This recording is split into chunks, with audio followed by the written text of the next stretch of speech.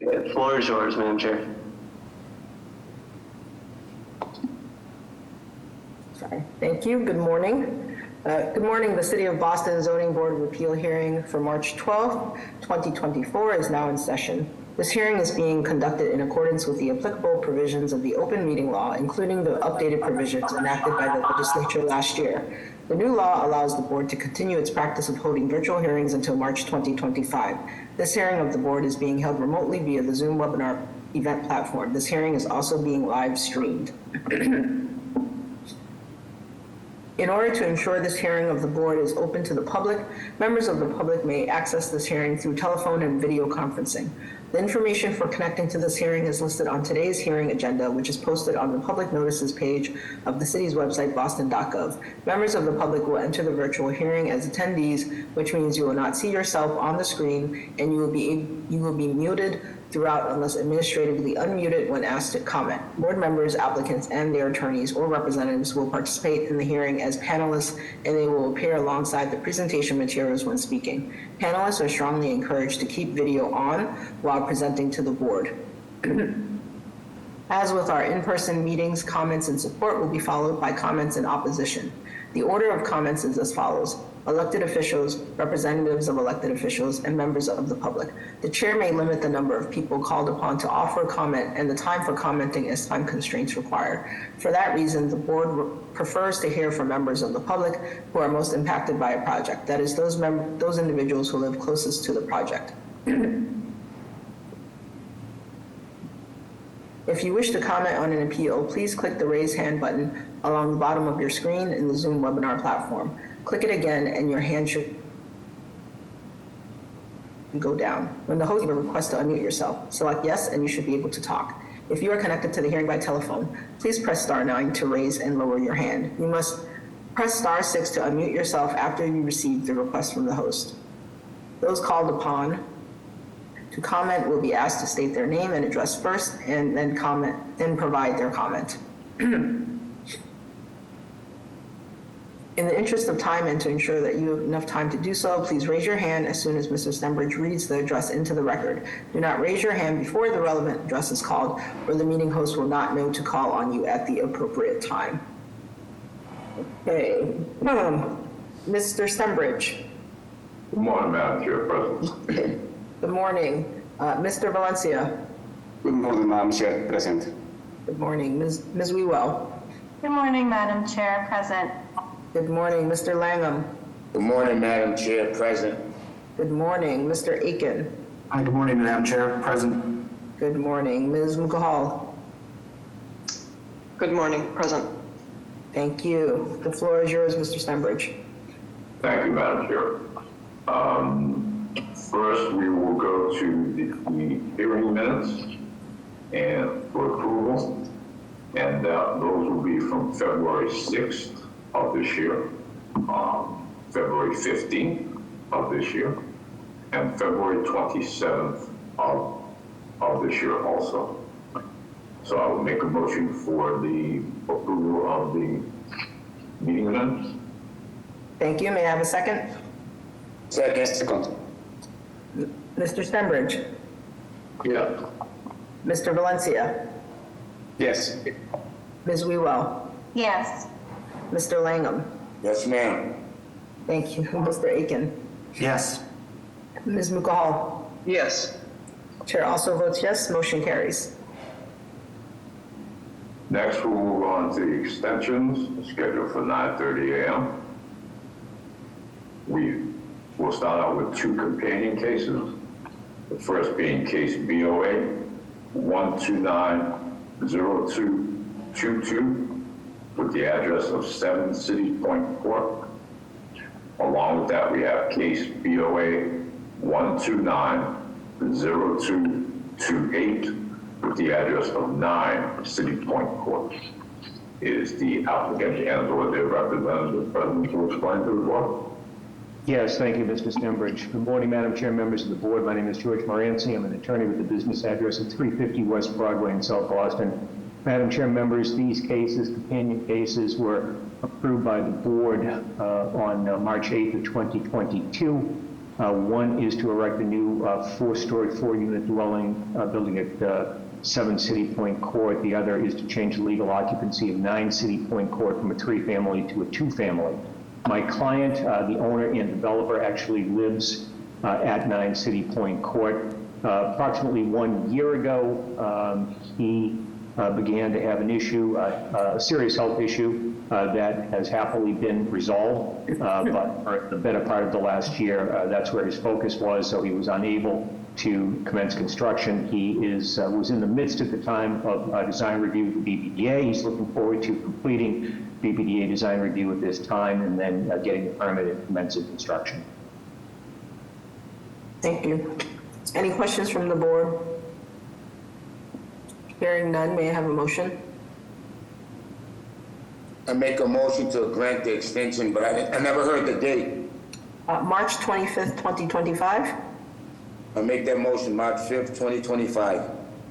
May I have a second? Second. Mr. Stenbridge, Yes. Mr. Valencia, Yes. Ms. Wewell, Yes. Mr. Langham, Yes. Mr. Aiken, Yes. Ms. Mukahal. Yes. Chair also votes yes, motion carries. Good luck. Thank you. Next, we have case BOA 1283800 with the address of 128 Webster Street. The board originally granted this relief on March 25th, 2022, and this relief remains valid until March 25th, 2024. This is the applicant's first request for a 1-year extension until March 25th, 2025. If the applicant and/or their representative is present, would they explain, please? Good morning, Madam Chair, members of the board. Attorney Laureen Scatino for the owner of the property at 128 Webster Street. My client is requesting a 1-year extension just due to the fact that he's had some issues trying to find a decent contractor and contractors available to complete a roof deck. The approval was for just a simple roof deck, and at this point, we'd just be requesting a 1-year extension in order to complete design review and permit issuance. Thank you. Any questions from the board? Hearing none, may I have a motion? Motion. Go ahead, go. Motion to grant the extension to March 25th, 2025. May I have a second? Second. Mr. Stenbridge, Yes. Mr. Valencia, Yes. Ms. Wewell, Yes. Mr. Langham, Yes. Mr. Aiken, Yes. Ms. Mukahal. Yes. Chair also votes yes, motion carries. Good luck. Thank you. Madam Chair, I'm going to recuse myself from the next one. Thank you. Thank you, Mr. Aiken. Next, we have case BOA 911272 with the address of 9 Chelsea Street. The board originally granted this relief on March 29th, 2019. With tolling and with previous extensions, the relief remains valid until March 29th of this year. This is the applicant's fourth request for a 1-year extension until March 29th of 2025. If the applicant and/or their representative is present, would they explain to the board, please? Yes, good morning, Madam Chair, members of the board. Richard Lins with the business address of 245 Summer Street, East Boston, on behalf of Linear Retail, who is the petitioner in this matter. As Mr. Stenbridge had indicated, this was granted by the board in March of 2019. Of course, with COVID tolling, this is actually our third request for an extension because one of the extensions we did request was unnecessary based upon the governor's executive order extending approvals. Madam Chair, just by way of brief history, this site involves, or at least this project involves, the proposal to construct an approximately 40,000 square foot 3-story retail building in Maverick Square. We have diligently pursued this process since the approvals have been put in place. I've had a chance to go over it with my client's construction team. And since the last extension, the applicant has pursued the permits for this project expending almost $750,000 in plans and engineering. In doing so, they've completed the BPDA design review that was required by the board's proviso and has obtained a stamped approval from BPDA for submittal to ISD. After that, they've submitted all of their construction documents, which would be necessary for the issuance of a building permit. They've completed their Boston water and sewer plans and received approvals for that as well. And they've also complied with all of the requirements for submittals for Public Works and the Public Improvement Commission. However, because this property is located within close proximity to the MBTA's Blue Line, there is a collateral process that is involved for the permitting of this, and that specifically requires licensing with the MBTA. My client has worked closely with MBTA's construction department. They've received, since our last extension, a vibration license in order to conduct certain type of activities on the site, including use of certain equipment. There is one remaining license that is necessary from the MBTA, and my client is in the process of doing that. We feel this extension is asked for in good faith, and although we understand that there are some concerns from the neighborhood as to the amount of time that has passed, we can assure everybody that based upon what we've done thus far and the money that we've spent, this is moving forward. It is a little bit more timely than we anticipated, and hopefully we'll have this wrapped up during this next extension. The reason we're asking this extension today is, although our building permit is essentially ready to issue on this matter, Madam Chair, our fear is that if we pull the building permit, the MBTA process could extend beyond 6 months, and that could result in our permit lapsing. Therefore, we think it's prudent to ask for an extension so that we can align and coordinate those permits and licenses when they are ready to issue from the MBTA, and then certainly look towards tenanting the building and getting construction underway. I'm happy to answer any questions of the board. Thank you. I do want to acknowledge, and I think you're aware, Attorney Lyons, that we received quite a number of comments and concerns about the timeliness of this project, and so it's good to hear it is moving forward. I think, I personally think it sounds like it's helpful if you would re-engage the community to let them know this, because it's unclear whether they're clear of your process and the amount of time that has lapsed. Are there other questions from the board? Madam Chair, I guess my question at this point would be if Attorney Lynn might know how long the MBTA may take to do what they need to do, approximately. Yeah, I wish I could have the answer for that. I know that there's a pretty extensive review process, which is a little different than projects that are within proximity of a right-of-way, for example, like a track bed that is above grade.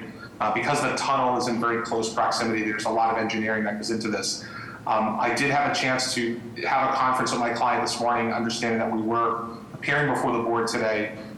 We are hopeful that the MBTA could certainly get this done before the summer, and whatever fees are necessary, we're happy to pay those. But again, the alignment of our building permit with the MBTA licensing is critical because unlike a residential project, we would need to establish leases with tenants before we actually commit to putting a shovel in the ground here. It's hard for us to do that without knowing exactly when that may occur.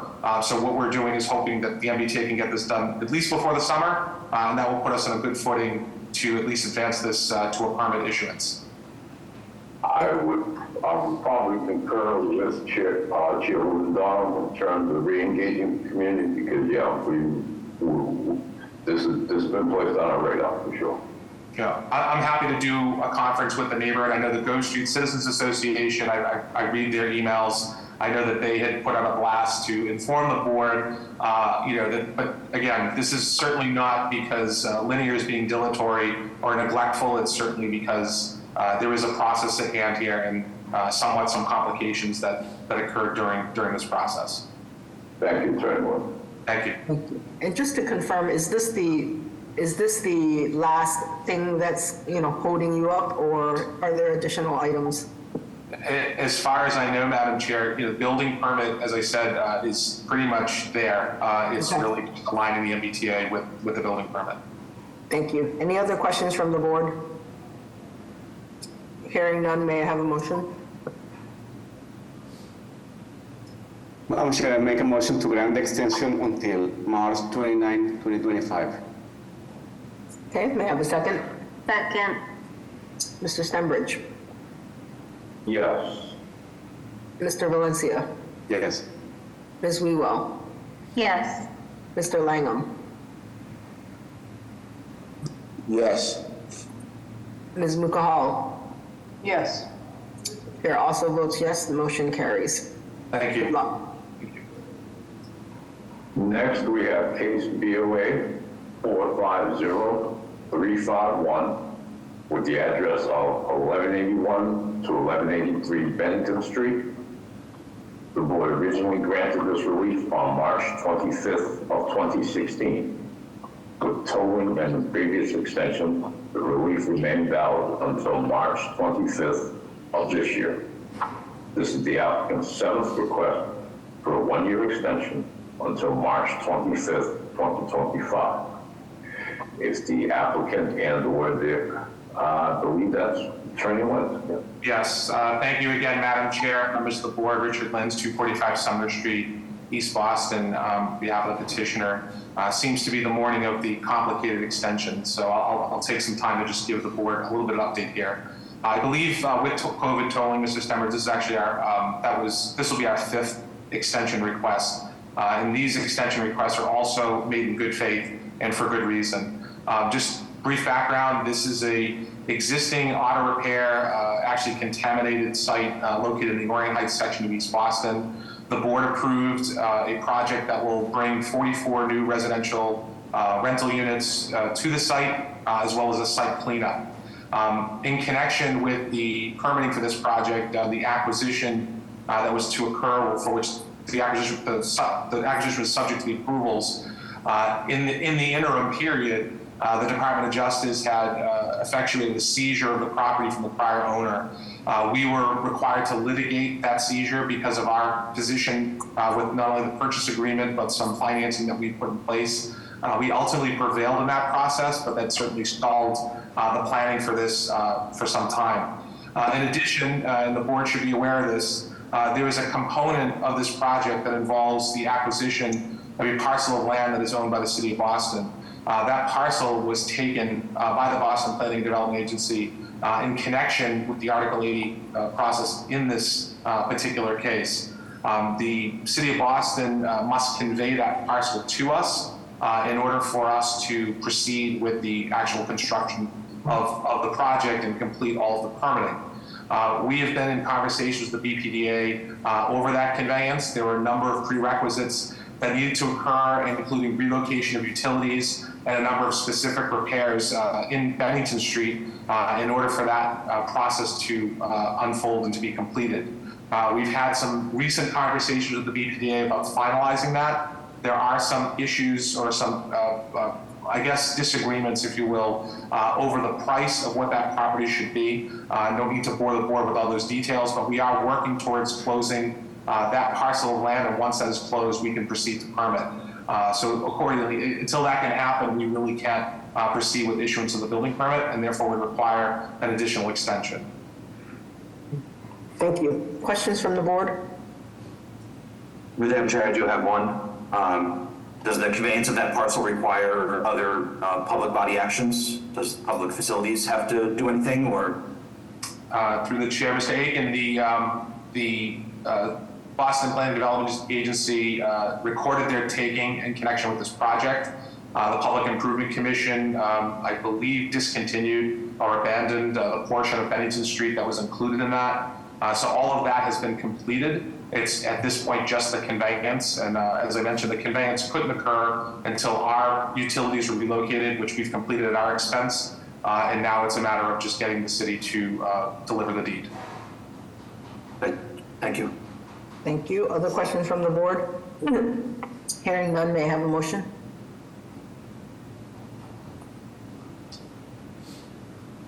Motion to approve until March 25th, 2025. May I have a second? Second. Mr. Stenbridge? Yes. Mr. Valencia? Yes. Ms. Wewell? Yes. Mr. Langham? Yes. Mr. Aiken? Yes. Ms. Mukahal? Yes. Chair also votes yes, motion carries. Good luck. Thank you very much. Next, we have case BOA, case BOA 1033472 with the address of 8 to 12 Wilton Street. The board originally granted this relief on March 13th, 2020. Overtolling does not apply, but with previous extension, the relief remains valid until March 13th of this year. This is the applicant's third request for a one-year extension until March 13th of 2025. If the applicant and or their representative present, would they explain to the board, please? Yes, good morning, Madam Chair, members of the board. Mary Kay Campbell with the law firm Drago and Toscano at 11 Beacon Street. Also, I'd just like to add, this is companion cases with the next three on the list as well. So I didn't know if we wanted to, for efficiency, it's the same reasoning for all of them. Yes, Javier, is that okay for Norm to read all of them into the record? All the companion cases, yes. Thank you, Mr. Stenbridge. Okay, then we will pick up with case BOA 1033475, which is for the address is 334 to 362 Cambridge Street. The board originally granted this relief on March 13th of 2020, and the relief remains valid until March 13th of this year. This is the applicant's third request for a one-year extension until March 13th of 2025. Next, we have case BOA 1033469 with the address of 20 Braintree Street. The board originally granted this relief on March 13th of 2020. The relief remains valid until March 13th of this year. This is the applicant's third request for a one-year extension until March 13th, 2025.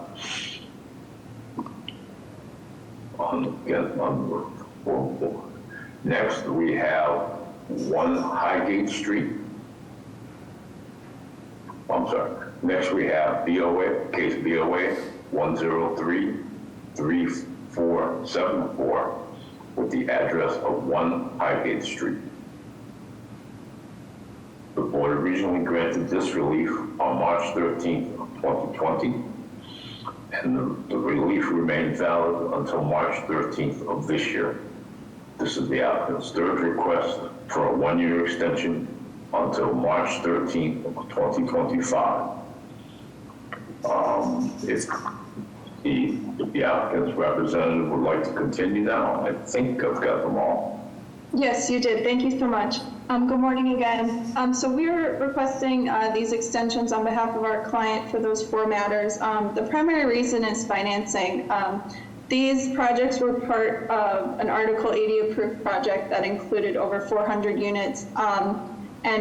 Our client had filed a notice of project change with the BPDA last year that was just approved in September. So because of that, they're still securing financing. If all goes well, our client is hoping to pull a permit within the next year. Okay, thank you. Questions from the board? Hearing none, may I have a motion? Motion to extend the request, extend until March until March 13th of 2025. May I have a second? Second. Mr. Stenbridge? Yes. Mr. Valencia? Yes. Ms. Wewell? Yes. Mr. Langham? Yes. Mr. Aiken? Yes. Ms. Mukala? Yes. Chair also votes yes, motion carries. Good luck. Thank you. Next, we have case BOA 1182215 with the address of 1954 Commonwealth Avenue.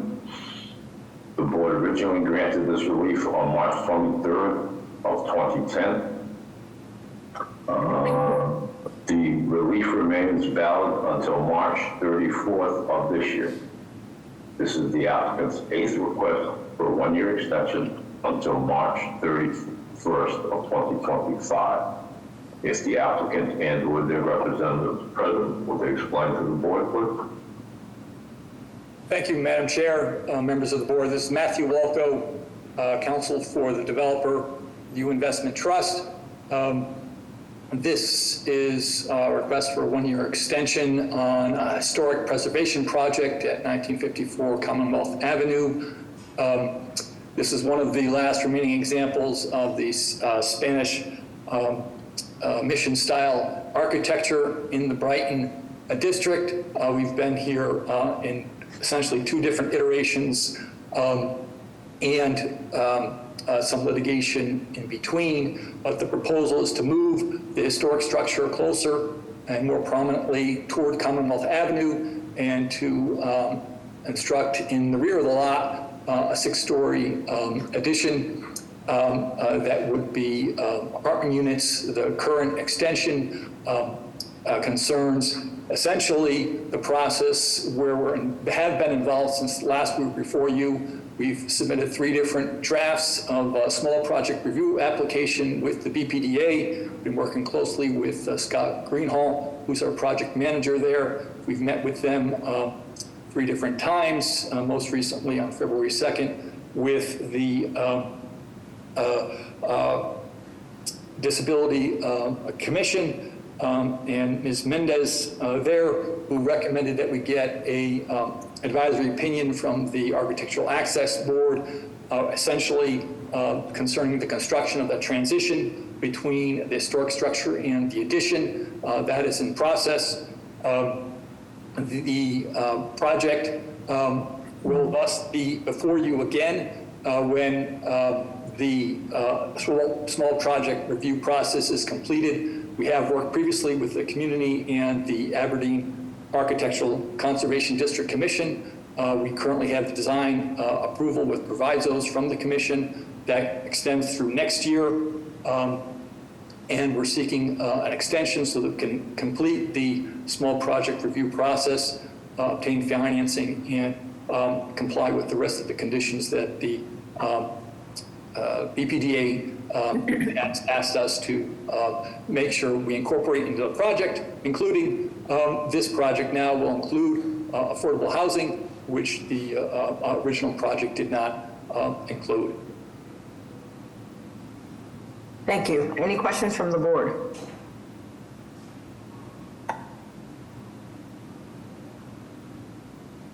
Hearing none, may I have a motion? I make a motion to grant an extension till March 31st, 2025.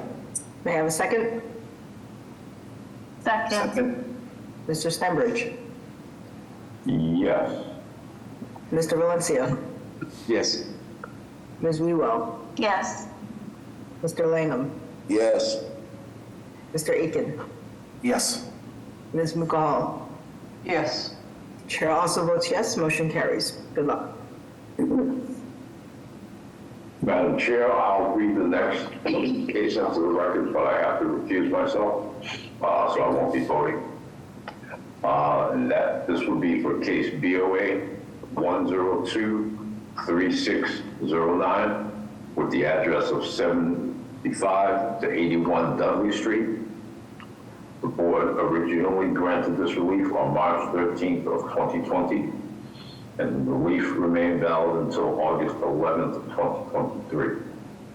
This is the applicant's first request for a one-year extension. And that extension would be, if granted, would be until March 12th of 2025.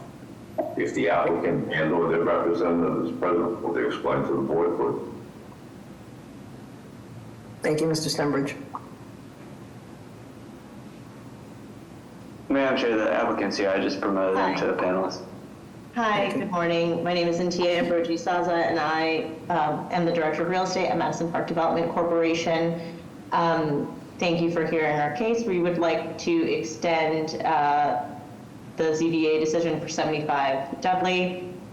This project experienced some delays in getting to its permitting process previously, particularly with the Public Improvement Commission because of some street trees, and so the project was changed substantially with the square footage reduced significantly to accommodate protecting street trees, and because of that required substantial redesign, which has taken a lot of time to get through the Mayor's Office of Housing design review process. And we also had some leadership changes in our organization. We've had 2 directors of real estate since this was initially applied for, and so because of that sort of confluence of factors, it took some time to get it going again. But we are happy to say that we are in process with the Mayor's Office of Housing. We've gotten through the schematic design review. We've gone before BPDA with Article 80 updates to the project and are in community conversations, including with the Roxbury Strategic Master Plan Oversight Committee, and have gotten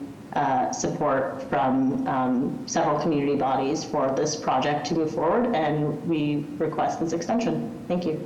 Thank you. Any questions from the board? Hi, good morning, Madam Chair. One question. Good morning, Intia.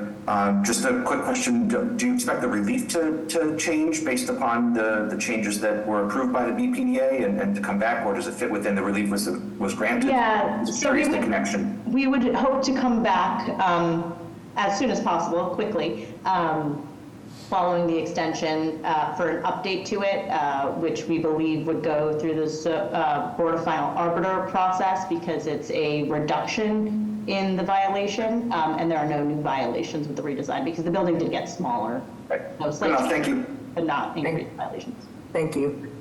With that, may I have a motion? I make a motion to approve the extension until March 12, 2025. May I have a second? Second. Mr. Valencia? Yes. Ms. Wewell? Yes. Mr. Langham? Yes. Mr. Aiken? Yes. Ms. Mukahal? Yes. Thank you. The chair also votes yes. Motion carries. Good luck. Next, we have case BOA 103-9457 with the address of 1R Lorenzo Street. The board originally granted this relief on August 11th of 2021, and the relief remained valid until August 11th of 2023, which expired. This is the applicant's first request for a 1-year extension until March 12th of 2025. With that, if the applicant and/or their representative is present, would they explain the situation to the board, please? Thank you, Mr. Secretary. Madam Chair, members of the board, this is Tim Johnson. I'm the project architect. I'm also joined by the general contractor, Michael Bragle from Alltown Construction. Madam Chair and members, when this project was approved in August of 2021, this was a new 2-family. In the 2 years following the approval, my client experienced a major health crisis, and the project was put on hold, except for going forward and getting our BPDA design approval during that period.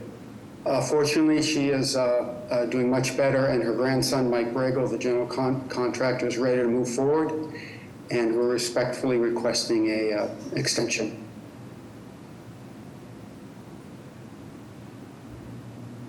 Thank you. Any questions from the board? Hearing none, may I have a motion? I make a motion to grant the extension till March 12th, 2025. Is there a second? Second. Mr. Stenbridge? Yeah. Mr. Valencia? Yes. Ms. Wewell? Yes. Mr. Langham? Yes. Mr. Aiken? Yes. Ms. Mukahal? Yes. Chair also votes yes. Motion carries. Good luck. Thank you, Madam Chair. And for the final extension request is case BOA 118-5582 with the address of 12 George Street. The board originally granted this relief on December 3rd, 2021, and this relief will remain valid until December 3rd, 2023, which expired. This is the applicant's first request for a one-year extension until March 12th of 2025. If the applicant and/or their representative is present, will they explain to the board, please? Yes, good morning, Madam Chair, members of the board, Attorney Derek Small of a business address of 51 Dobson Road. We're seeking a one-year extension of the approvals that the board gave for 12 George Street. And the reason being is due to extensive BPDA design review. There had to be substantial changes in the survey, the site plan, and the architectural plans with regard to this project, resulting in a lengthy project design review process. So we are seeking a one-year extension. Thank you. Any questions from the board? Hearing none, may I have a motion?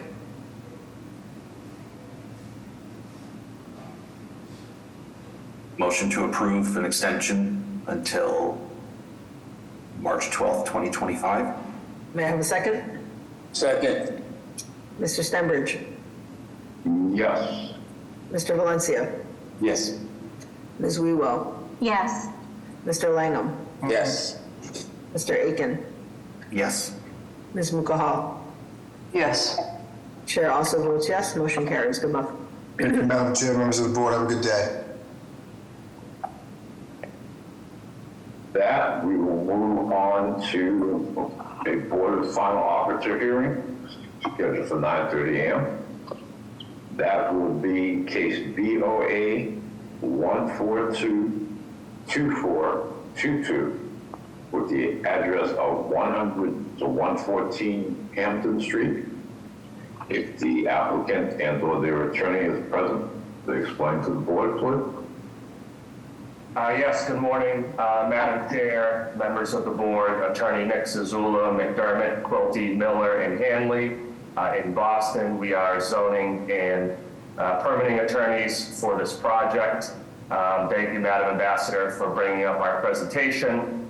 With me today is Mario Signori, who's the project proponent from Green Hamden Group and Green Line Cannabis. Darcy Wenzel, who's our architect from 2WR, and Kim Napoli, our project cannabis attorney. This project was originally approved by this board on February 28, 2023, and it is an Article 80 BPDA large project. Next slide, please. Thank you. So the reason for the change in this board final arbiter request is there's been changes in this cultivation market. It's experienced industry-wide retraction in Massachusetts since the approved project was contemplated and culminated in the board's approval back in 2023. So we're looking to make some interior changes to the approved project. Specifically, this revised project reconfigures interior space and modifies the programming for the approved project, including a more diverse mix of ground floor retail uses in consistency with the new plan New Market on the ground level, which will include a cannabis retail component, and a reduced and reconfigured scope of the cannabis production and cultivation space that's now moving to the second and third floors, along with employee training and open space on the upper level. Importantly, the approved building envelope will remain unchanged, with on-site parking being reduced by one parking space. We did receive a variance for that previously. And I apologize, Madam Chair, I misspoke at the beginning. I said this was large project review. This was Article 80 small project review, so I apologize for that. Wanted to clarify. No new zoning is needed. All the uses are allowed, and the cannabis retail use is under the umbrella of the previously approved cannabis use by this board in 2023. We will need to still go to, obviously, to you all here today, to the ZBA, but to the Cannabis Board for the city and the Cannabis Control Commission for the state. And as this was small project review, as I mentioned, the revised project was approved by the BPDA on January 18th, 2024. Next slide, please. I'm not going to read all of this, but this just tells you all the changes. Again, no proposed change to the building envelope, massing, the building height. There are minor changes to the building facade, entries, and landscaping, and the like to accommodate some of these programmatic changes. But you can see the list here, just a detailed out bullet pointed list, which we provided to the board. I think the first 3 or 4 are the most important, which I've already mentioned. And I think the number 3 is also important here. We have modified some of the ceiling heights and things like that to actually comply with the new plan, new market that has recently been put in place. And we worked hard with the BPDA to ensure that. Next slide, please. The next few slides, Madam Chair, these will be very quick and will be done. Just to remind everybody where the site is, you can see it here in red in Newmarket. It's a vacant site that is currently used for construction laydown and storage. So it's not really a super contributing use to the neighborhood. Next slide. Again, just showing you what's there today. Next slide. And again, you know, these floor plans, this is the exact floor plate that was approved back in 2023, but you can start to see at the top some of the segmentation of the uses that previously were cultivation and production. You can see on the left-hand side, the cafe retail use, then the next 2 coming from that side as you make your way onto Hamden Street are 2 of the retail uses, and then the middle use would be the cannabis retail use and storage on the ground floor. Parking and loading is on site. There are still 23 parking spaces that are accessed off of Reading Street. Next slide, please.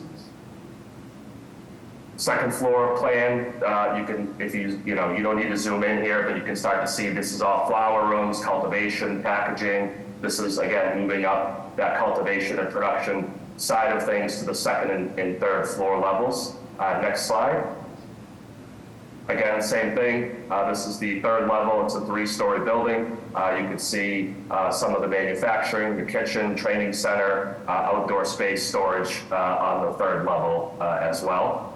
Next slide, I believe is just an elevation. Again, no changes to the approved building height, just some changes to the floor to ceiling height, specifically on the ground floor level. But you can also start to see here on the lower elevation a lot more glass, a lot more invitation, a lot more openness, a lot more visibility as a result of these retail uses, whereas before that wasn't necessarily the case. So there should be a lot more activity along Hamden Street. Next slide. And Madam Ambassador, you can just go through these fairly quickly if you'd like. These are just renderings showing this is probably the most important one, again, showing all that glass, visibility, more activity, whereas before it was a little bit more blocked off and not as open with the glass. So next slide is, I think, one more. This is a view coming down one of the side streets. And next slide, I think, should be it. And I will just finish up by saying, Madam Chair, we did hold a public meeting with the BPDA as part of the notice of project change under Article 80 back in January. There was only a few folks who were on, and they were all in support. And we did submit support letters from both the Newmarket Business Association and the Orchard Gardens Residents Association, both of which are supportive of these programmatic changes. So thank you very much, and myself, and the team are happy to answer any questions that you might have. Thank you. Thank you. So just so it sounds like the main uses to the change in uses to the ground level with the addition of a cafe and retail space for sale of cannabis. So are the cafe and retail space separate, or are they interconnected? They are separated. They would be separate operators. The cafe would not be a cannabis cafe for on-premise use, if that's what you're asking, Madam Chair. It would be a coffee cafe, a typical cafe like you would think for somebody to grab a coffee in a pastry. Yes. What hours are you looking at? And now that there's a retail component, what's the security plan for it? Yep. Mario, you want to handle that? Yeah. Can you guys hear me okay? I've had some audio issues. Yes, Yeah, sir. absolutely. So the way we designed the programming on this building is the cafe and the coffee shop is to kind of create a little bit more, make the building a little bit more community open. So the coffee shop would be more for mornings, people, commuters, people who want to get coffee, breakfast, maybe early lunch, but it closes down as the cannabis retail would open up. So we're trying to basically have it so the two businesses and the peak hours never coincide. They have separate entrances. The proposed cannabis retail area would have its own entrance, man traps, and security. Also, the entrance to the building for employees who'd be going to production on the second or third floor has a separate entrance as well with its own security. So all three sections and programming of the building is all completely separated with the intention for security and control all in mind. Thank you. Are there any buffer zone issues? I'm aware of some kind of establishment on Clapp Street. I don't know if that's. That's more than a half. No, there are no buffer zone issues, not for cannabis facilities or schools or anything else. Thank you. Other questions from the board? Madam Chair, one quick question. The proponent just suggesting that the cafe is going to be operated by your company. It's not a third party, you're saying? Negative. Actually, what we've talked about when I've had so many meetings with the community, the residents in the area, and one of the things we kind of sat down and we agreed upon together is, first off, this project actually what we've done, which is different than any other probably construction project in the city, is instead of going and asking for permission and constantly promising jobs and opportunities to the community, we actually brought the community in on this. So any of the profits or anything that comes out of the profits for this building that has anything to do with cannabis, we took our 3% impact fee that the city originally had and we applied it to a grant for the community. So the community is now vested in this project. It just seemed like the right thing to do because in the last 5 years, I've developed a relationship with Orchard Gardens. And they've become not just my neighbors, but they're friends, and I want to bring them in on the project. So we've had a lot of meetings and discussed what would work in the neighborhood, and they agreed they wanted to see maybe some art, like a place where local artists and designers could put their photography and art, and the coffee shop should be part of the community. So it wouldn't necessarily be a Green Line coffee shop. We're looking for maybe local operators. We want to lease it out to someone from the city, from the community, preferably from Roxbury. But no, Green Line doesn't actually want to be the operator of the coffee shop. We want to bring in someone from the neighborhood or the community. Thank you. Any other questions from the board? Hearing none, is there a motion? May I have a motion?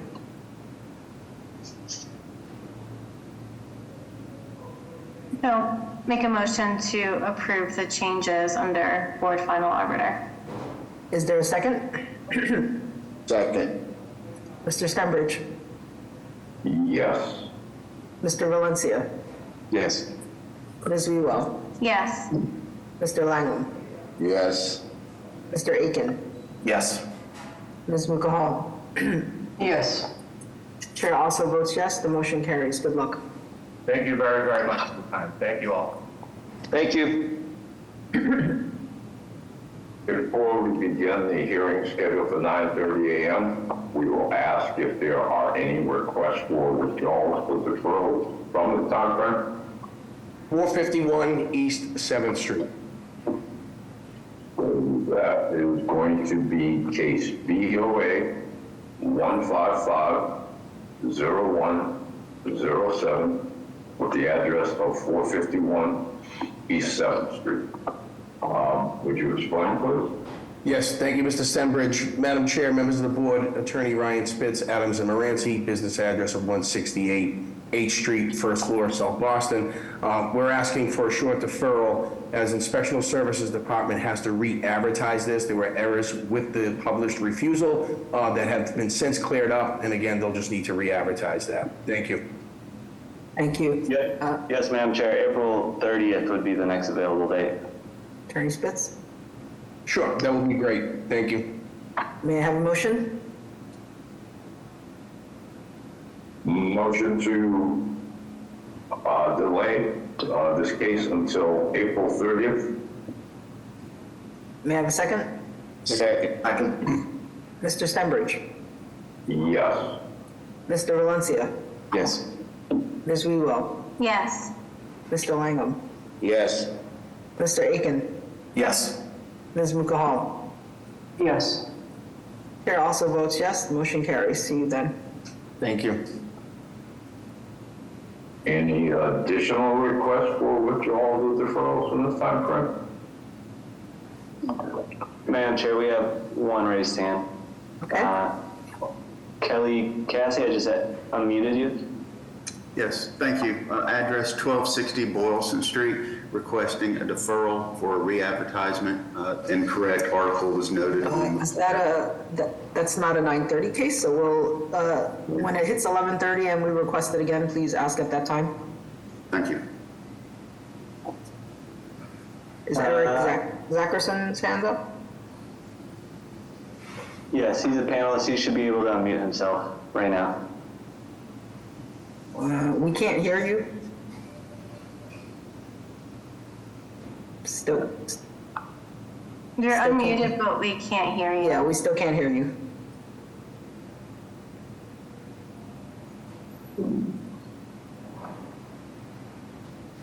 Madam Chair, I suggest we continue with the 9:30 hearings, and I'll try to message him, see if we can work it out. Sounds good. Madam Chair, sorry to interrupt. I believe Mr. Zackerson's with 146 M Street. They were going to take a deferral upon request from our office. That is also not a 9:30, is it? It is. 146 M? Oh, it is an 11 o'clock? 9:30. Oh, it is? Okay, sorry. I'm sorry. What was the address again? 146 M Street. So they're also looking for a quick deferral. That's at 11 a.m., so they need to 11 a.m. Bring it up at that time. All right, Madam Chair, I suggest we continue on with the Yes, 9:30. please, because that's an 11, so yep, please proceed, sir. So returning to the cases for 9:30. First, we have case BOA 1533753 with the address of 206 Byron Street. If the applicant and/or their representative is present, would they explain the case to the board, please? Good morning, Madam Chair, members of the board. Mark Lacasse, Lacasse Law, 75 Arlington Street in Boston, attorney for the applicant and property owner, Leanne Vong. Also with us this morning is our architect, Talia Kanisha, from Port One Companies. This proposal is fairly straightforward. As you can see on the screen, the existing building is the white structure in the middle of the picture. It is an existing two-family, and the proposal is to make a third unit in the underutilized attic space by adding dormers on either side of the roof line to create the third unit on the top floor. The rest of the building envelope remains the same, and the property owner is looking forward to, with great care, restoring the elegance of this building in the context of this neighborhood. The existing driveway is to the left of the building, and currently there's space for one car, but that is being reconfigured so there'll be space for 4 vehicles with the 3-unit building, and then there's a substantial rear yard that is essentially remaining the same. The next slide, please. And next slide. So the next slide to propose. The proposal is to also extend the living space into half of the basement. Stop right here, please. On the right-hand side, you can see Unit 1, which is on the ground floor, will include 500 square feet of additional living area in the basement space, consisting of an office and an open living area and a bathroom. The balance of the basement remains for mechanical area and utility systems, which will be accessible to all of the units through the door shown there. Next slide, please. The second floor will consist of 1 unit of 2 bedrooms, 1,177 square feet, and the new attic space, Unit 3, will consist of 2 bedrooms and 1,143 square feet. Next slide, please. Stop here. Additionally, on the rear of the building, 3 decks are being added so that each of the units will have some outdoor space adjacent to the unit. And if you scroll down a little bit more, you see that the front elevation of the building changes only with respect to the full-length shed dormers on the left-hand and the right-hand side of the building to create sufficient ceiling height for that 3rd floor unit. Next slide, please. And the rear elevation shows the addition of the 3 decks and the exterior staircase for each of the units. The opposite side of the building, there's no change to the exterior, but you can see the full shed dormer along the roof line, creating that 3rd unit on the top floor. Next slide, please. This is an elevation building section showing the top floor unit and the full level 2nd floor unit, and then the ground level and half basement unit, unit 1. Next slide, please. This is the existing site plan. And if you go to the next slide, you'll see that the only change to the site plan and footprint of the building, if you will, is that shaded area at the rear of the building, which shows the rear decks and the exterior staircase, and the reconfiguration of the driveway, the existing driveway with the existing curb cut from the 1 parking space to the 4 parking spaces, and still with the rear yard remaining untouched. And as noted in the BPDA recommendation of approval, the creation of the 3 outdoor decks essentially offsets the change to the parking area in terms of the usable open space. The zoning violations are minimal. The rear yard insufficiency, the required rear yard is 40. With the rear deck addition, it's 30 feet, but otherwise the rest of the building remains unchanged. The side yard insufficiency relates to the existing condition on the right-hand side of the site plan, which is essentially a 0 lot line condition. But on the left-hand side, the side yard requirement is 7 feet, and we're showing 20 feet.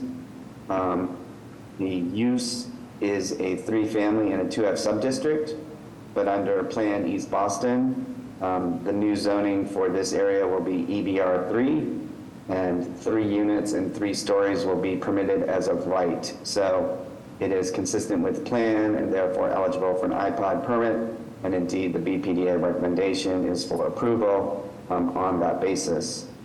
The allowed height is 2.5 stories and the proposed is 3 stories with the addition of the shed dormers. And again, that is consistent with East Boston plan and the basis of the BPDA recommendation of approval.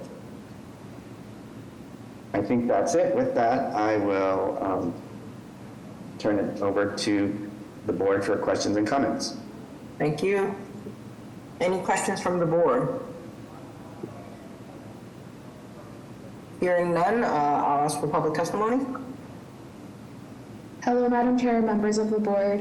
Melavia Gomez with the Mayor's Office of Neighborhood Services. ONS hosted an abutters meeting for this project on November 3rd, 2023. 4 abutters were present on the call. The group also met with the Harborview Neighborhood Association, and the group voted in January of 2024 to support the project. The vote was 20 in favor and 3 opposed. At this time, our office would like to defer judgment to the board. Thank you. Thank you. Good evening, good morning, Madam Chair, members of the board. Sebastian Parra from Councilor Coletta's office. The council would like to go and support this project based on the community process and Harborview Neighborhood Association's voting support. Thank you. Thank you. And Madam Chair, I have no raised hands. Thank you. With that, may I have a motion? Madam Chair, I make a motion for approval. May I have a second? Second. Mr. Stenbridge? Yes.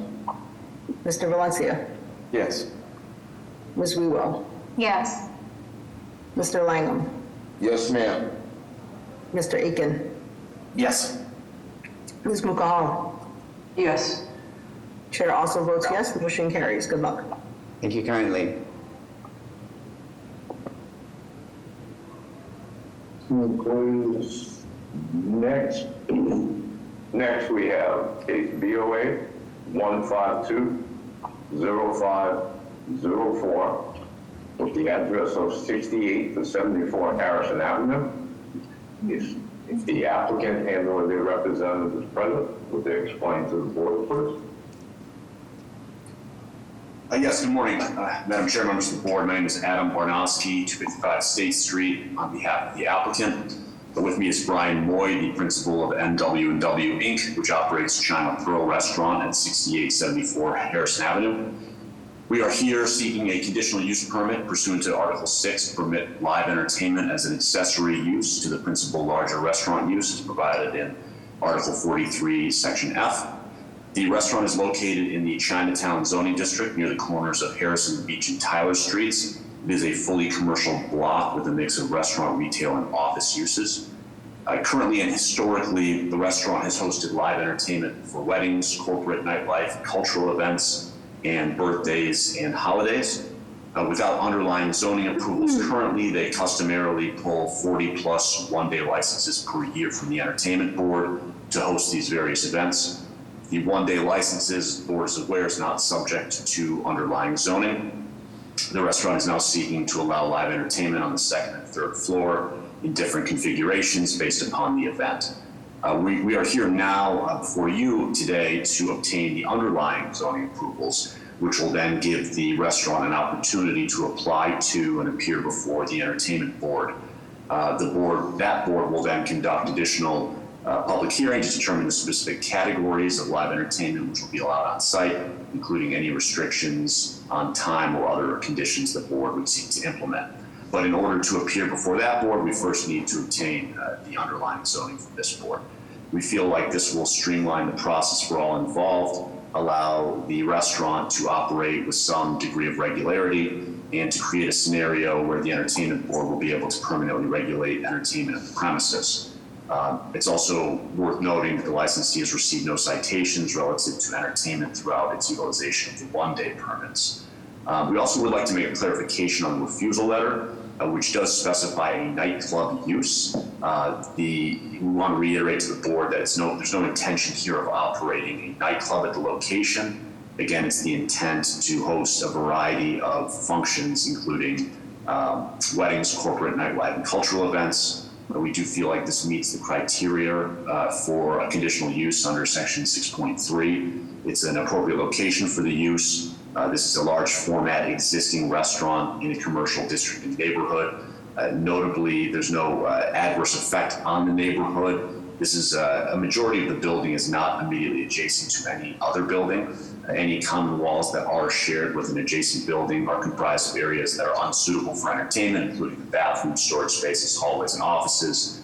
And the proposed use should not increase vehicle or pedestrian traffic in the area. Entertainment would be in addition to and not a substitute for the existing restaurant use. There will be no change otherwise to the operation or the occupancy of the premises. We did provide a memo detailing further arguments in support of the application materials and happy to walk through any of those in greater detail and answer any questions the board may have.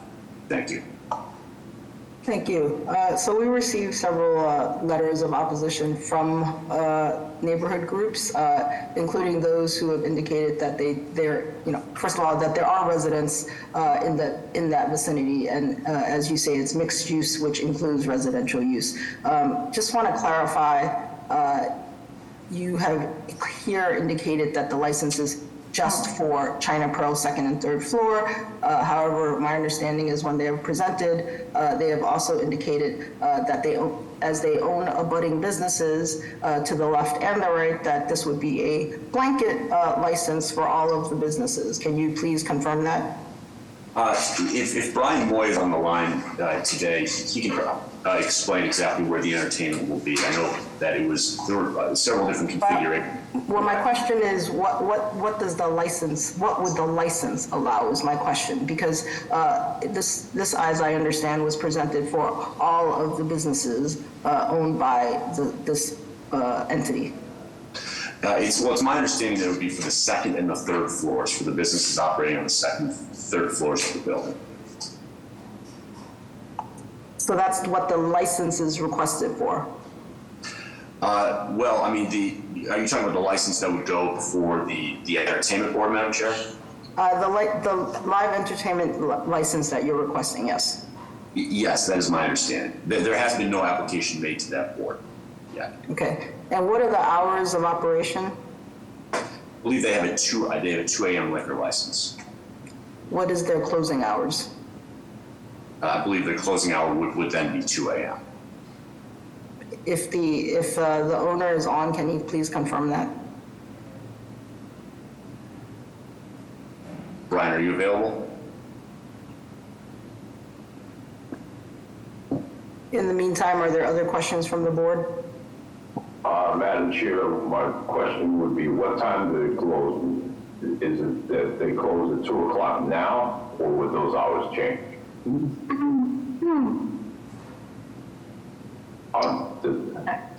Does the current license allow them to close at 2 o'clock, or do they have to close earlier, and therefore it will be an extension of the time?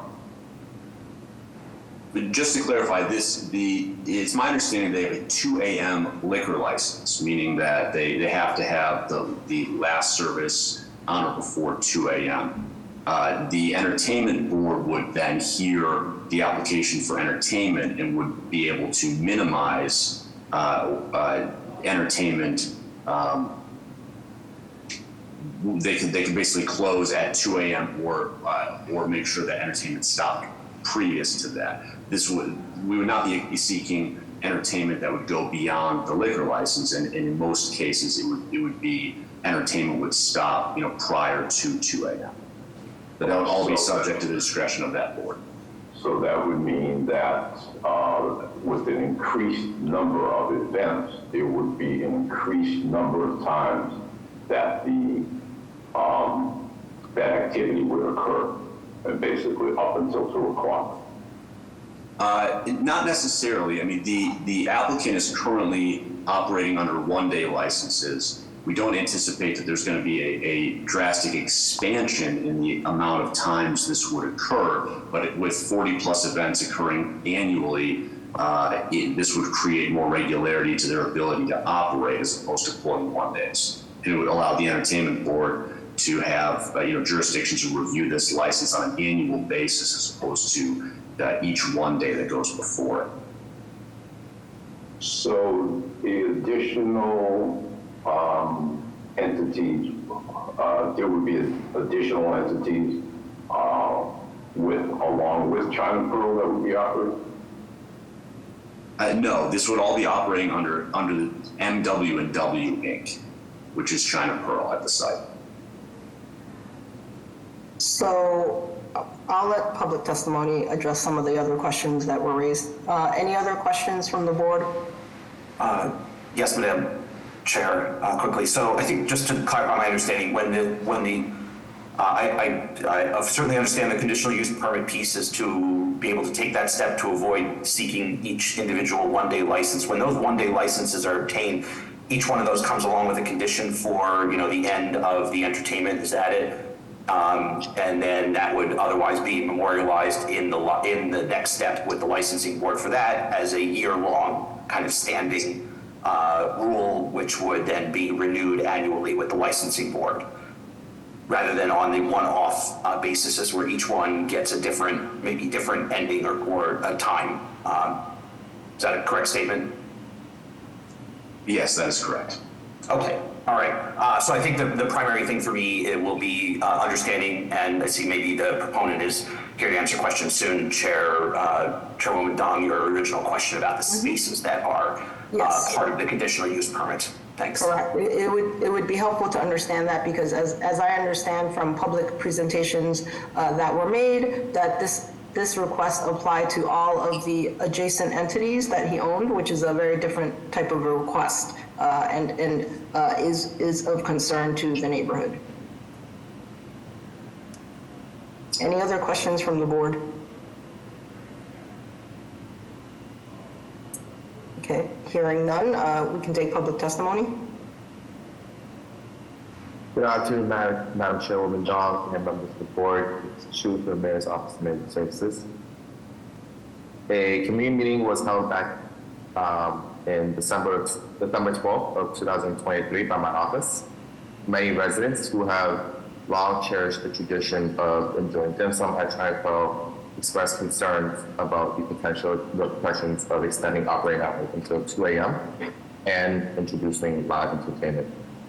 Residents highlighted the anticipated increase in noise levels and safety risks, particularly for the working families and elderly individuals residing in nearby row houses. Of particular concern were the residents of neighborhood properties, such as 49 Beach and Tyler Street, who has voiced their worries about disturbances during late night hours and potential safety and crowd control issues. Both the Chinatown Neighborhood Council and the Chinatown Residents Association have submitted letters of opposition. At this time, our office would like to defer judgment to the board. Good morning, Madam Chair and members of the board. This is Laura Toledano from Councilor Flynn's office. Councilor Flynn would like to go on a record in opposition based on feedback from abutters and residents, the Chinatown South Cove Neighborhood Council, and Chinatown Resident Association. Neighbors have consistently expressed serious concerns about quality of life issues, crowd control, and late noise, negatively impacting neighborhood working families and our seniors. Thank you. Thank you. Brian, are you looking to give testimony?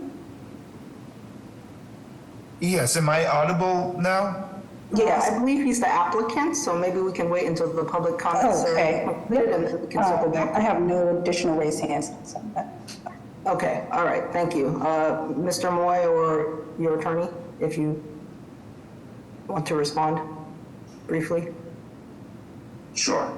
Sorry, I couldn't tell if Brian was just available on the call. It's not. He was. I just wanted to conclude public comments, which we have. Sure. Okay. Yeah, and he did clarify to me that this is 3 different DBAs. It's all within the same company, so it's all MW and W Inc. But there are 3 different DBAs, which is China Pearl on the 2nd and 3rd floor, Shoujo on the 1st floor, and Ruckus. So. Yeah, we're correct that the liquor license is currently till 2 a.m. The CV license is 3 a.m. But again, any entertainment license would be subject to any conditions that the licensing board would grant. So that this application does not, again, allow entertainment. It just allows the opportunity for the applicant to get before the entertainment board. So that's essentially where we're at on that. I'm not sure if there are any other open questions that the chair. Okay, so I just want to make sure I heard you correctly. So just to clarify, you're clarifying that the entity requesting the license encompasses all 3 businesses, correct? Yes, that is correct. Okay. Thank you. Any other questions from the board? Hearing none, may I have a motion?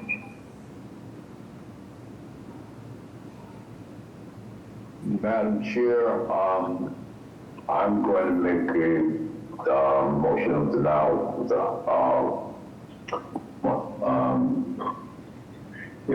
denial with approval. Denial or denial without prejudice? Denial without prejudice. I base it basically on the surrounding neighborhood. In terms of that it is mixed use. It is a good sized residential neighborhood. And as far as I know, people there in that neighborhood work long hours. Any basic increased activity could be a detriment to the neighborhood, and that's my reason. Thank you, Mr. Stembridge. Is there a second? Second. Mr. Stembridge? Yes. Mr. Valencia? Yes. Ms. Wewell? I'm going to vote no. Mr. Langham? Yes. Mr. Aiken?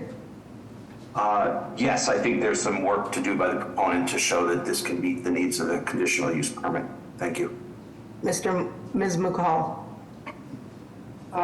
Per the BPDA recommendation, the non-conforming use is allowable under Article 9, and therefore I vote no. The chair votes yes, the motion carries. Thank you.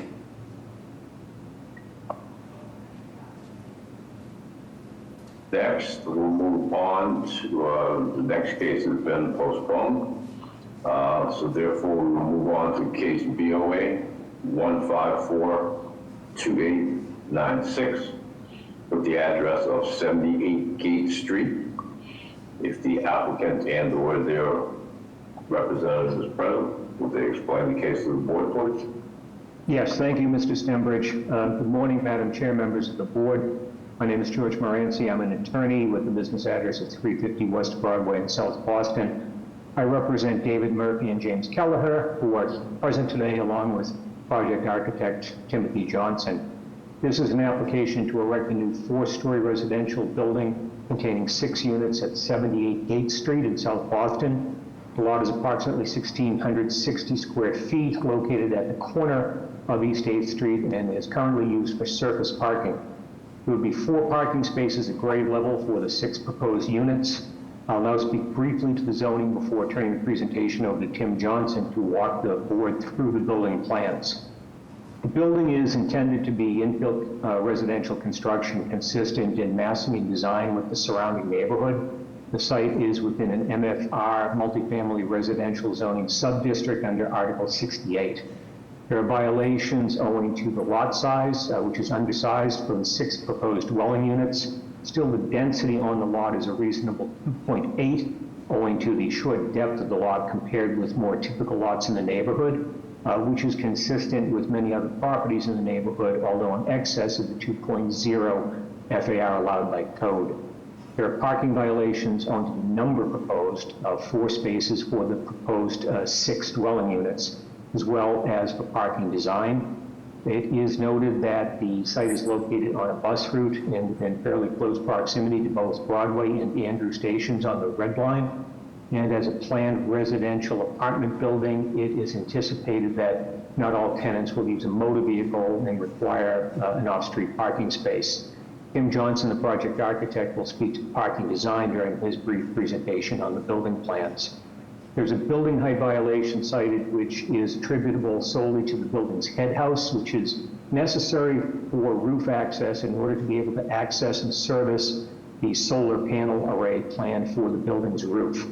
The head house is the minimum size necessary to achieve safe access to the roof, contains no habitable space, and would be located at the rearmost corner of the building. Otherwise, the height of the building to the roof line is 39 feet, 1 foot below the 40-foot maximum height allowed by code. There's a minimum usable open space violation, which will now be compounded by the fact that my client has agreed, after consultation with elected officials, to remove the 2 proposed 12 by 12 roof decks owing to potential noise concerns.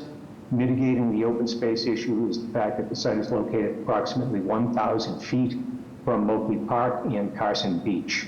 My client has committed to abiding by any proviso to prohibit roof decks. Because this is a corner lot with street wall continuity being an urban planning priority on both Gate Street and East 8th Street, there are violations for front, side, and rear yard setbacks due mainly to the fact that the building is meeting modal alignment on 2 lot lines. While the lot's rear lot line is actually a side lot line from the perspective of East 8th Street, again, owing to the fact that this is a corner lot. All of these dimensions and setbacks, as well as the project's density, are consistent with the surrounding neighborhood conditions, as the BPDA's official planning recommendation notes. Finally, also as the BPDA recommendation notes, the traffic visibility violation also owes to the modal alignment requirement of the building's 2 lot lines that are also street lines, and is consistent with the immediate neighborhood and with corner parcels in South Boston generally. I'll now turn the presentation over to Tim Johnson, who will walk the board briefly through the building layout plans. Tim? Thank you, George. Next slide, please. Next slide, please. Thank you. Yes, George mentioned this is a 4-story, 6-unit building with 4 parking spaces at grade. The 4 parking spaces are 7.5 feet wide by 17 feet deep with a 17-foot deep turning aisle. We're utilizing an existing curb cut to access the parking from Gate Street, and we have a corner entry, residential entry, East 8th and Gate Street. In that foyer, we'll have a vertical wheelchair lift to make the 2 units above the parking handicap accessible. There'll be 2 units per floor. Next slide, please. These will be 1-bedroom units, approximately 554 square feet. Next slide, please. For a total of 6 units, 2 units per floor, 6 units. Next slide, please. And one more, please. This is a typical floor plan. In this case, the second floor, these 2 units are accessed by the vertical wheelchair lift. This will be an all-electric building. We'll be using high-efficiency heat pumps for heating and cooling, induction ranges, and hot water heaters with heat pumps. Next slide, please.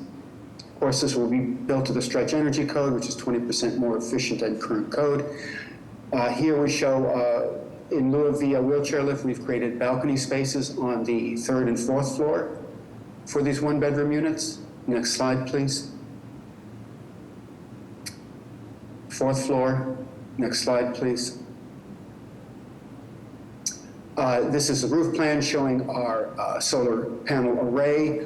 The building will be PV and EV ready. As George mentioned, those 2 roof decks are now deleted, but we will be servicing our solar panel array. Next slide, please.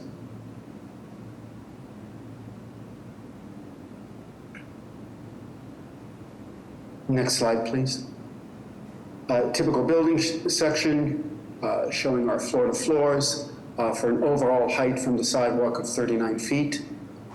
Next slide, please. Now the building section showing our stairway to the roof.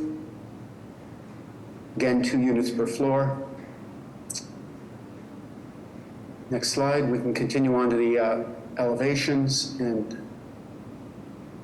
we work closely with the neighbors in the Civic Association. We've changed the style of the building to fit in more with the context.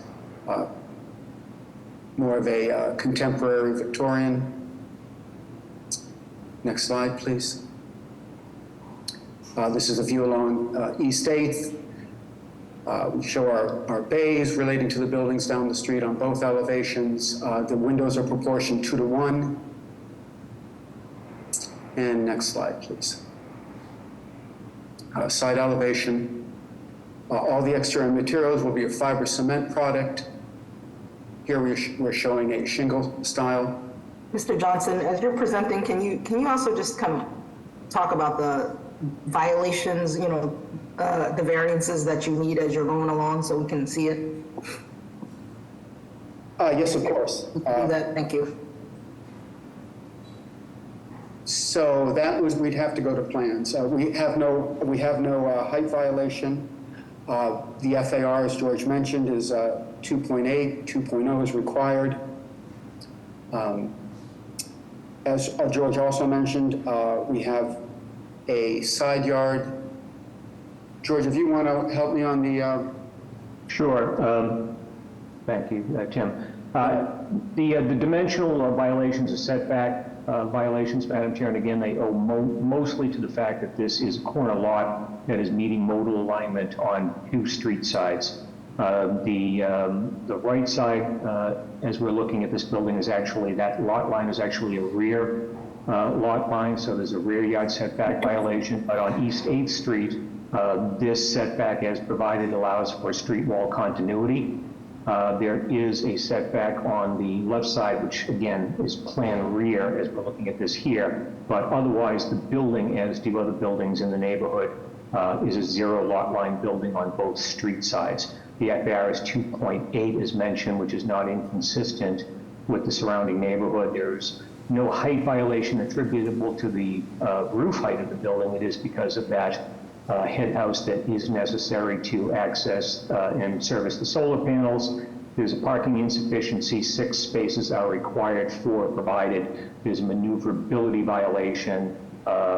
Tim has the dimensions on the garage, and we believe that the garage does function for the 4 proposed spaces, and insufficient minimum lot size for the 6 units being proposed. These are smaller units and proposed as rental units, with the thought being that rather than have 3 units of 1,100 or more square feet, which would become very pricey and would be a multiple roommate situation for rentals, this provides an excellent opportunity for a single-person household or maybe 2 people per household to have a smaller 1-bedroom unit, which is more naturally affordable, given the size that is small, but not too small for 1 or 2 person living. So it's an attempt to keep the building more affordable. Thank you. Thank you. Questions from the board? Hearing none, can I have public testimony? I'm sorry? Madam Chair, I do. Yes. Yes.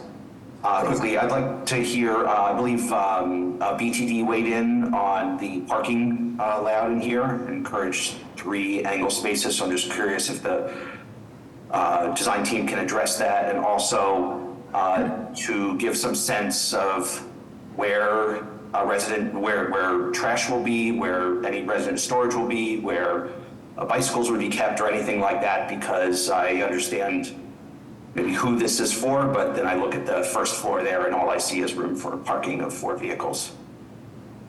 I think if we could call up sheet A02, and then Tim, if you want to speak to the ground floor plan. Yes, of course. Thank you, George. Yes, so as I mentioned, the 4 parking spaces are 7.5 feet wide by 17 feet deep. We have a 17-foot maneuverability aisle, which cars will back out, and utilizing that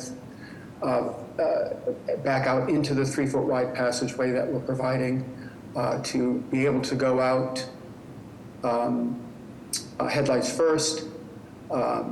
In terms of trash, all units will have trash compactors. However, we've set aside an alcove on the upper right of the plan, showing an area for the trash bins. And finally, on bike parking, of course, we'll be working with BPDA under design review, but we will be using the ceiling-mounted bike racks, which will provide clearance for the cars to drive under. So I showed in the section, we have an 11-foot floor-to-floor from the garage to the 2nd floor, or approximately 9 foot 10 inches clear, which would be more than enough room for our ceiling-mounted bike racks and cars to travel below. Okay, were you aware of BTD's comments about having 3 parking spaces on an angle, or is that new as of now?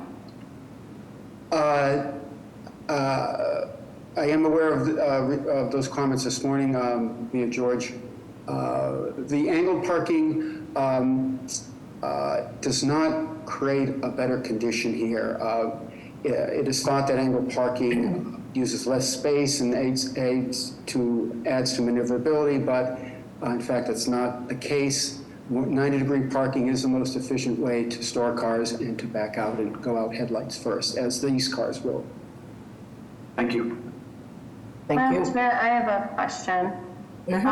So yeah, I do think the ground level does prioritize parking for vehicles. How will the parking be allocated amongst the units, since the number of units, sort of outnumbers the number of parking stalls? And 2, did you ever consider making the ground level another unit or more residential and providing no parking? Thank you, Ms. Weewell. This is George Moranci. I think that in terms of the allocation of the spaces, so it's 6 apartment units for rent. Again, the thought is that this would be an appealing location for people who don't own cars, since it is located on a bus stop with quick, easy access to both Broadway and Andrew. At the same time, it becomes a challenge to get a no parking project through community process, to be perfectly frank.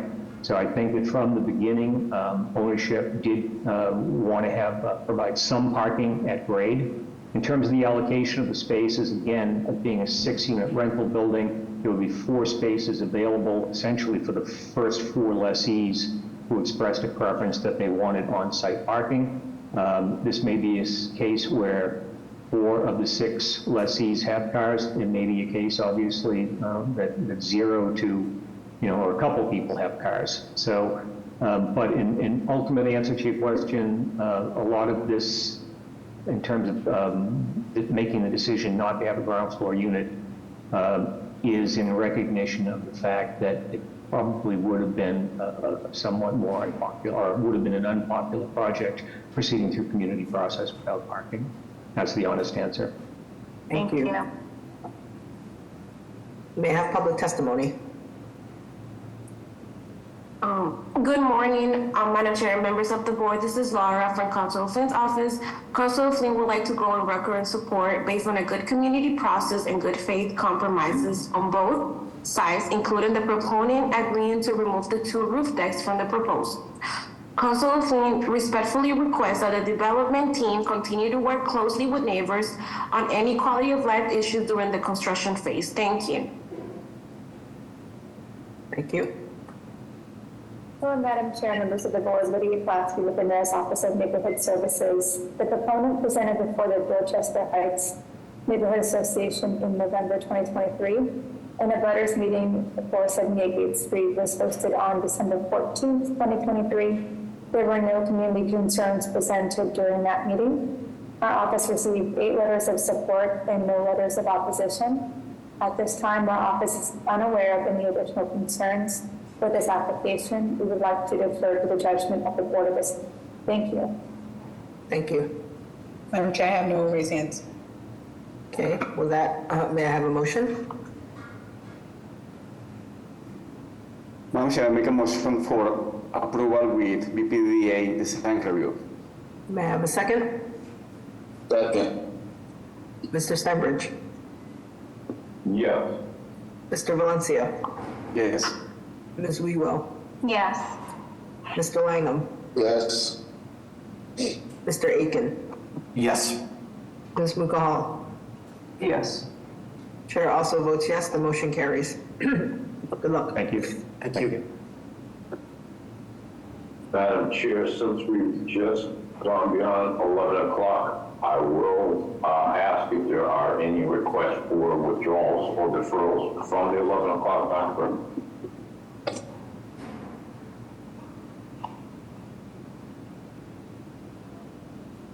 Is Mr. Zackerson still asking for his deferral? Madam Chair, can you hear me? Yes, sir. Oh, excellent, yes. We would like to defer 146 M Street. Basically, the BPDA asked us to meet with the CPNA, this Neighborhood Association, one more time. So we would like it to have the hearing as soon as possible, but we want to respect that request. With that, you're requesting a withdrawal. That would be case BOA 1341015 with the address of 146 M Street. Okay, just to confirm, it's a deferral you're requesting, not a withdrawal. Deferral, yes. Okay, Javier? And Madam Chair, the available date would be April 30th. Okay, Mr. Zackerson? That would be great, thank you. May I have a motion? I make a motion to defer to April 30th. May I have a second? Second. Mr. Stenbridge? Yeah. Mr. Valencia? Yes. Ms. Wewell? Yes. Mr. Langham? Yes. Mr. Aiken? Yes. Ms. Mukahal? Yes. Chair also votes yes, motion carries. See you then. I believe there's one more, Madam Chair. Okay. Claudio, I ask you to unmute. Yes. Are you here to request a deferral or withdrawal? Yes. Okay, which case, which address? So 141 Addison Street? 141 Addison Street? Right. Madam Chair, he's here to support that project. That's not here for deferral. Oh, okay. Apologies. Okay. Okay, any other withdrawals, requests for withdrawals or deferrals? Hearing none, I'll turn it back over to Mr. Stenbridge. Thank you, Madam Chair. With that, we will move on to case BOA 153-7073 with the address of 512 Massachusetts Avenue. If the applicant and/or their representative is present, would they explain to the board, please?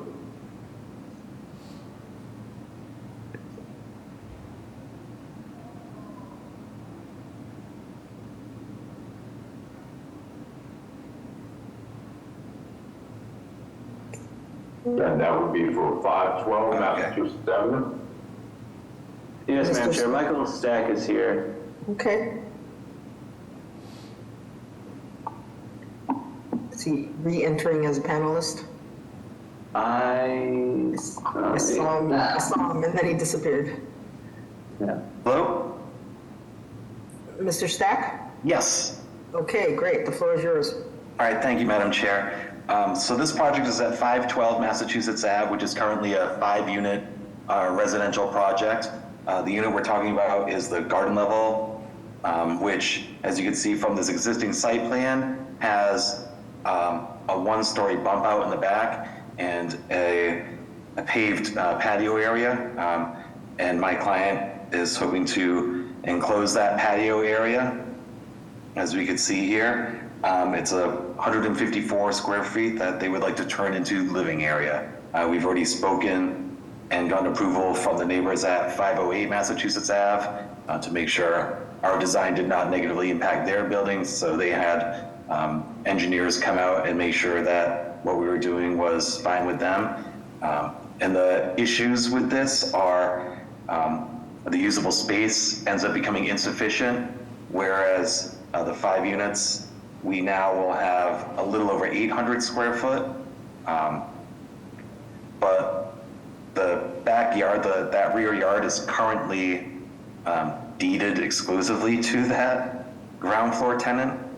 And then since we are building out, extending into the rear of the house, that's Article 64, Section 9.4. If anyone has any questions, I'd gladly answer. Thank you. Any questions from the board? Hearing none, may I have public testimony? Yes, Madam Chair, members of the board, Paul Newman with the Mayor's Office of Neighborhood Services. This time, the Mayor's Office will defer to the judgment of this board. Due to some personnel changes, I don't have a lot of information on this proposal, but as I understand it, our office is unaware of any concerns from the community at this time. With that, we'll defer to the board. Thank you. Thank you. Any other raised hands? I had my hand raised. Okay, sure. Can you identify yourself? I'm a neighbor from 514. So we need your name and your address for the record, and then you please let us know if you're in favor or opposition. Theodore Georgia of 514 Mass Ave, and I'm in favor of it. Great. Thank you, sir.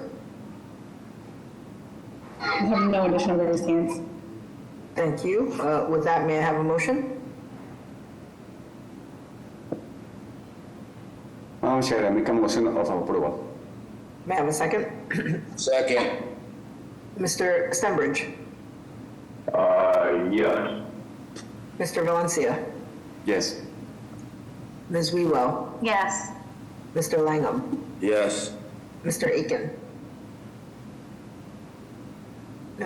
Yes. Ms. Mukahal? Yes. Chair also votes yes. The motion carries. Good luck. Thank you. Next, we have case BOA 154-7998 with the address of 107 Chestnut Avenue. If the applicant and/or their representative is present, would they explain to the board, please?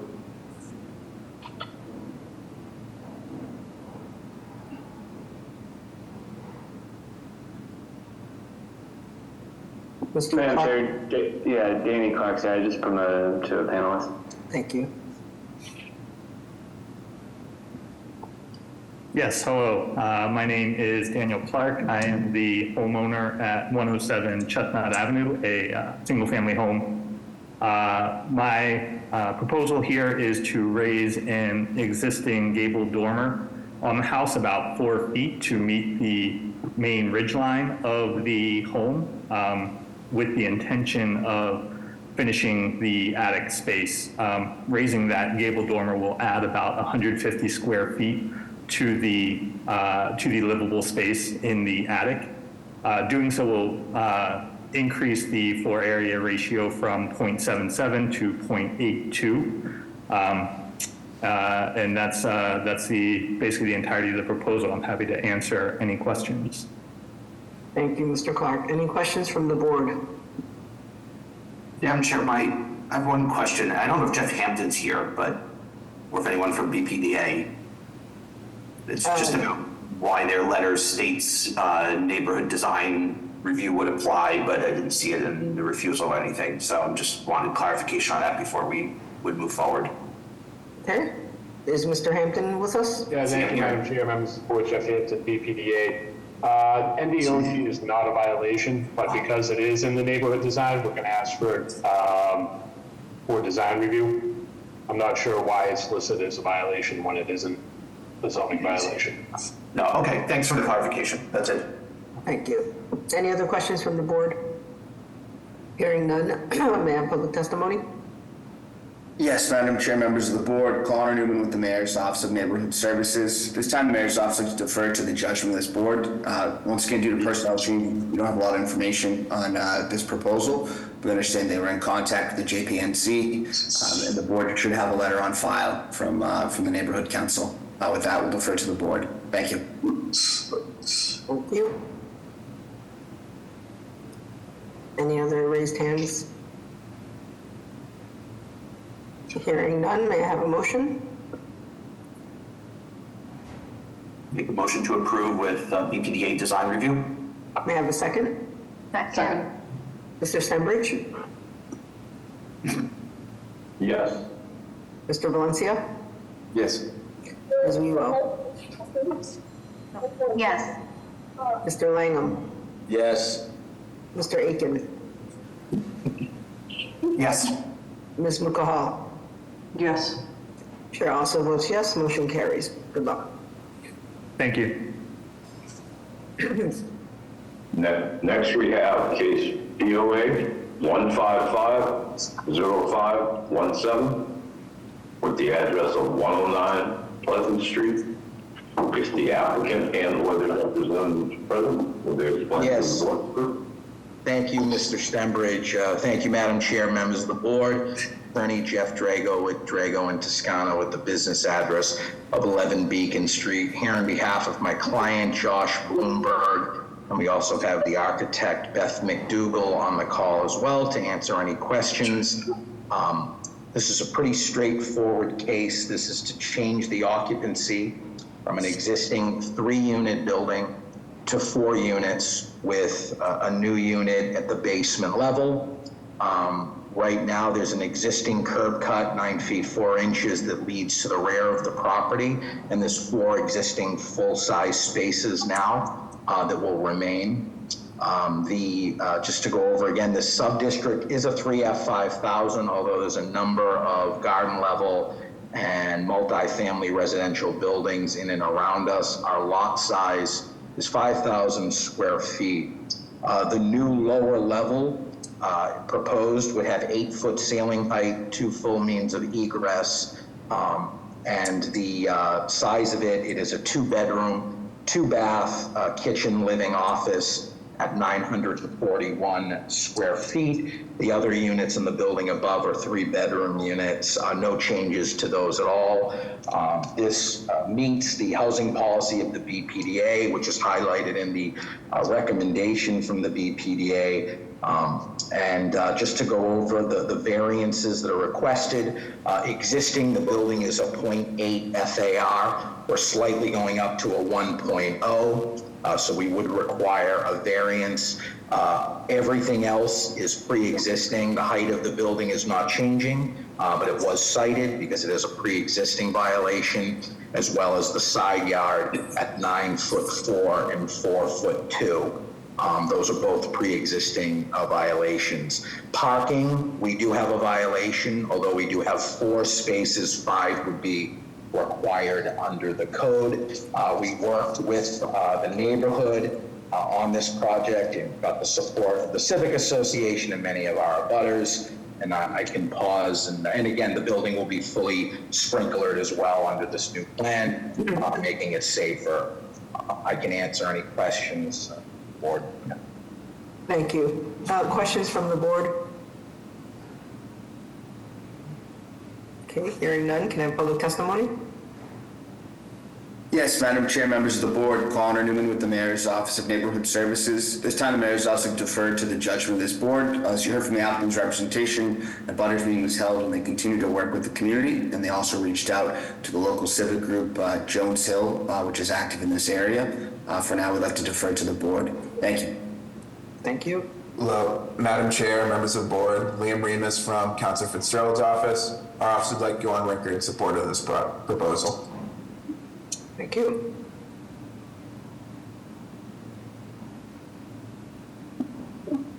And for the record, Mr. Hampton, can BPDA offer their recommendation?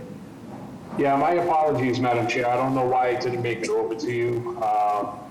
It is posted online for everyone to see, but just for the record, we're recommending approval with no building code relief because it does go into the basement, but we are on record recommending approval. Thank you. Any other questions from the board? Hearing none, may I have a motion? I will put forward a motion of approval with the proviso that no building code relief be granted. Is there a second? Second. Mr. Stenbridge? Yes. Mr. Valencia? Yes. Ms. Wheelo? Yes. Mr. Langham? Yes. Mr. Aiken? Yes. Ms. Mukahal? Yes. Chair also votes yes, motion carries. Good luck. Thank you. We'll now move on to the hearing scheduled for 11 a.m. You start off with case BOA 1511632 with the address of 141 Addison Street, which is also an Article 80 project. And if the applicant and or their representative is present, will they explain to the board, please?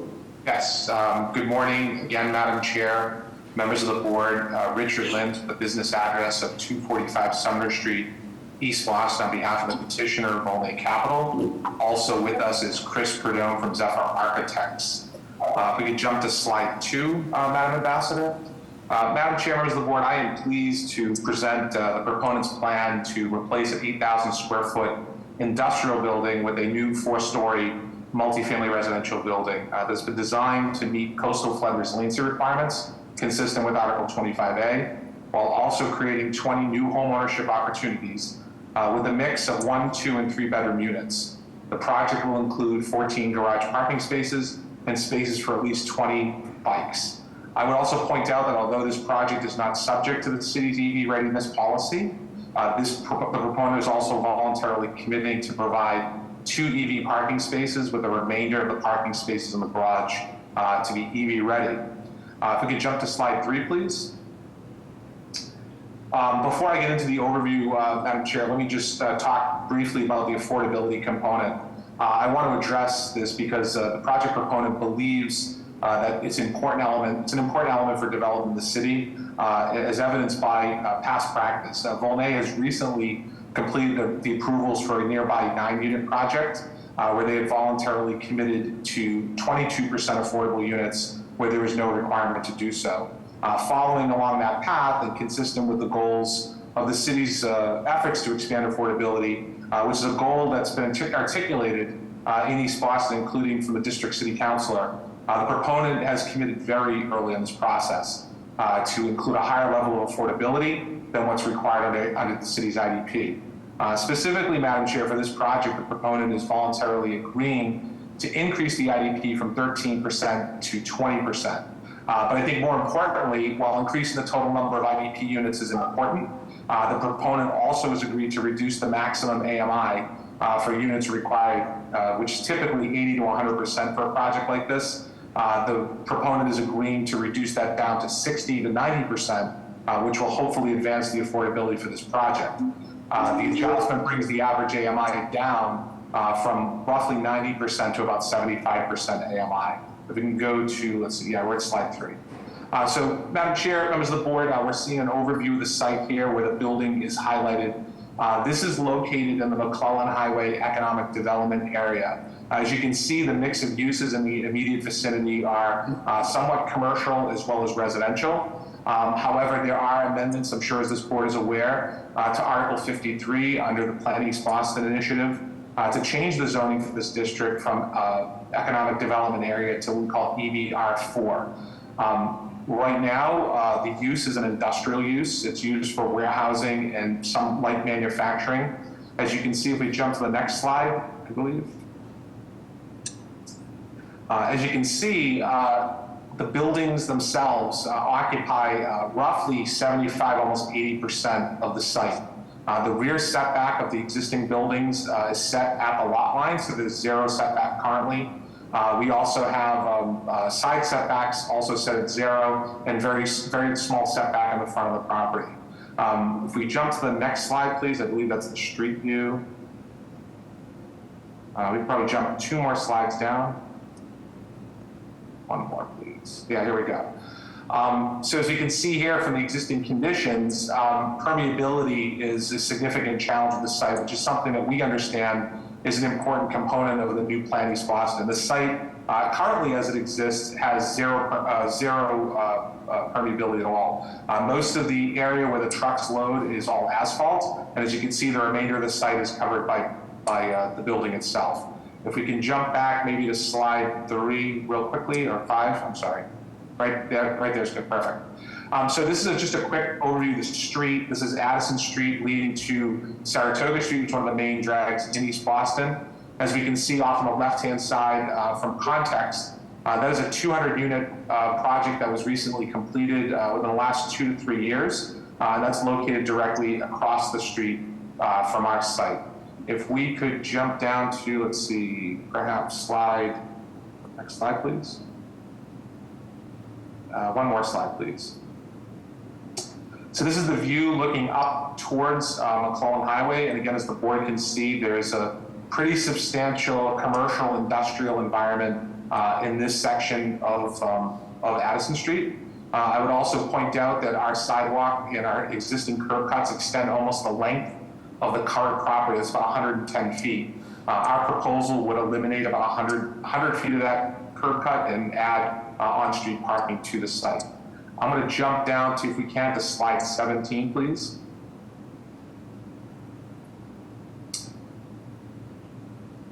And at this time, I'm going to ask Chris Perdome to walk us through briefly just to talk a little about the design, and I'll come back to talk a little about the zoning, Madam Chair, if that's okay. Chris? Thanks, Rich. I'm Chris Prudhomme from Zephyr Architects. The project you have in front of you is our proposal for 141 Addison Street. You can see that we are proposing a 4-story building with the 4th floor actually set back about 10 to 12 feet to allow for a 3rd story kind of datum to match adjacent properties. The 1st floor, we do have a masonry material setback with floors 2 and 3 with a matching material of clapboard siding to work within the context of the neighborhood. The sidewalk that we are proposing is 9 feet wide to improve the existing condition of the kind of pedestrian thoroughfare and experience. We are proposing a number of street trees to also improve that experience, and we believe that this is an appropriate project for the site. In this particular image, you can see there is a driveway to the left that is actually our neighbors for the 143 Addison Street. Our proposed driveway would, as Rich said, close off the about 100 feet of the existing open curb cut to the 10-foot curb cut allotted towards the right side of our building, the part that's further away, and that would be our entrance into the parking garage that I can point out more clearly during our review of the floor plans. Next slide, please. This is an older image that does not show, but I wanted to clearly point out that along the right side of our building, in that final right bay of the project, there would be a garage door there. Currently, it's shown as two smaller doors because of the updates that we've done throughout the process. But as you can see from this front view, we are trying to use a mixture of materials to break up the massing of the building, making it fit more in context with the surrounding residential portions of the neighborhood, and utilizing a mixture of materials that complement and mix with the neighborhood residential as well. Next slide, please. On the bottom right, we have our ground floor site plan that shows the 14 parking spaces that we have at the rear portion of the building, completely covered. At the front portion of the building, we have the entry for the lobby, as well as conference rooms, fire protection, trash, mechanical, and bike room that provides the required parking spaces per the BPDA and City of Boston's requirements. At the rear, we've also made a significant effort to provide a nice space for the tenants that will be landscaped with additional trees, soft seating, picnic area, grilling area, and additional fire pits. So the intention for this space is to improve the permeability significantly of what the existing shows, as well as provide a nice, pleasant experience for the tenants who will be living there. On the floors above, as Rich said, we do have 20 residential units. There will be 8 on floors 2 and 3, and level 4, which we're looking at the bottom left corner of this page, shows the 4 units that we have on the uppermost floor, along with the gym, lounge, and a common walkout roof deck area. If you can move to the top of this page, we'll actually see the roof deck as well that we are proposing. We have set back significantly from the sides of the building to allow for the use and installation of solar panels, as well as to make the portion of this roof deck basically invisible from the street view. Because of this setback, it will be almost completely obscured and not visible from any point on the street. Next slide, please. Rich, did you want to? Yeah, I think we can jump just a little bit quicker ahead. I know we have elevations, but we can see those in the renderings. Let me jump real quickly because I know we're limited for time. If we could talk about a little bit about the zoning, Madam Chair. So if we just go back to slide 19 and hold there for a moment. Attorney Lins, as you're discussing that, can you just also talk about it does not appear it's gone through Article 80 process, so I just want to understand. I think we want to understand that too. Yep, I can explain that as well. Let me start, Madam Chair, with the zoning. So currently, this is located in the Cullen Highway EDA under Article 53, which is we're in a transition phase between the recommendation that was made by the BPDA in January and ultimate approval of new zoning for the area. Multifamily use under EDA is forbidden. However, it is an allowed use under the amendments to Article 53 and EBR 4. So this will become a permitted use under new zoning. In addition, the height limit under Article 53 for EDA is 45 feet. We're at about 46 feet, and therefore the new height limit of 50 feet would bring us into compliance as well. As well as the parking requirements, typically under Article 53, there's a matrix of parking that's required. Article 80 allows for a lower parking amount based upon walkability scores and recommended maximum parking. With respect to the areas that we do not comply under the new EBR 4, Madam Chair, we're looking at lot coverage requirement which is it's required to no more than 60%. We're about 71%. The permeability requirement, we're at about 27%, with 30% is required, and the side setback is at 3.5 feet, and we're required to have 5 feet. With the rear setback, we're at 20 feet, required to have 33 feet. I can jump to the Article 80, or I wanted to address the BPDA recommendation, because I think that is critical, Madam Chair, with respect to a few items. So I thank the board's indulgence for allowing me to go on a little bit longer. If we can go to slide 15, please. Madam Chair, as you know, this is a little bit unique because of where we're at in the process for recommendation for new zoning in East Boston. I know this doesn't come up pretty much anywhere else in the city at the current moment, although it will likely in the future. But many times we do see the recommendations of the BPDA as not being compliant with the recommendations for dimensions. I think it's important, and I did supply the board with a memorandum regarding the BPDA's recommendation that was posted online. I believe the BPDA may have corrected that in response. I've not had a chance to thoroughly review that, but I certainly understand the gist of where they're coming from. As part of Article 53, the amendments certainly allow for new dimensional and uses in various neighborhoods. But I think it's important and pretty important for this project that the amendments don't just deal with new construction ground up from vacant lots, but also look at existing conditions. So in this case, we have an existing building that we're proposing to demolish. We had already indicated that our permeability is lacking on the site, as well as the lot coverage is probably far in excess of what current recommendations for new zoning would allow. But I think it's critical to understand that along with Plan East Boston, we do have an amendment to non-conforming dimensional requirements. So buildings that are non-conforming currently are allowed to essentially be increased vertically up to the proposed height limit. So in this case, we would be able to go up to 50 feet on the existing footprint of the building, provided we meet these 3 requirements that are listed, and this is the text from the amendment to Article 53. So basically, where you're within the existing building floor plate, up to 50 feet, and we actually don't even have a step back requirement, we could build up to 4 stories on the existing site and not have to comply with any of the requirements concerning lot coverage or permeability, because those conditions would be pre-existing non-conforming conditions. And what I would point out is, if we go to slide 16, we actually had our architect take a look at this.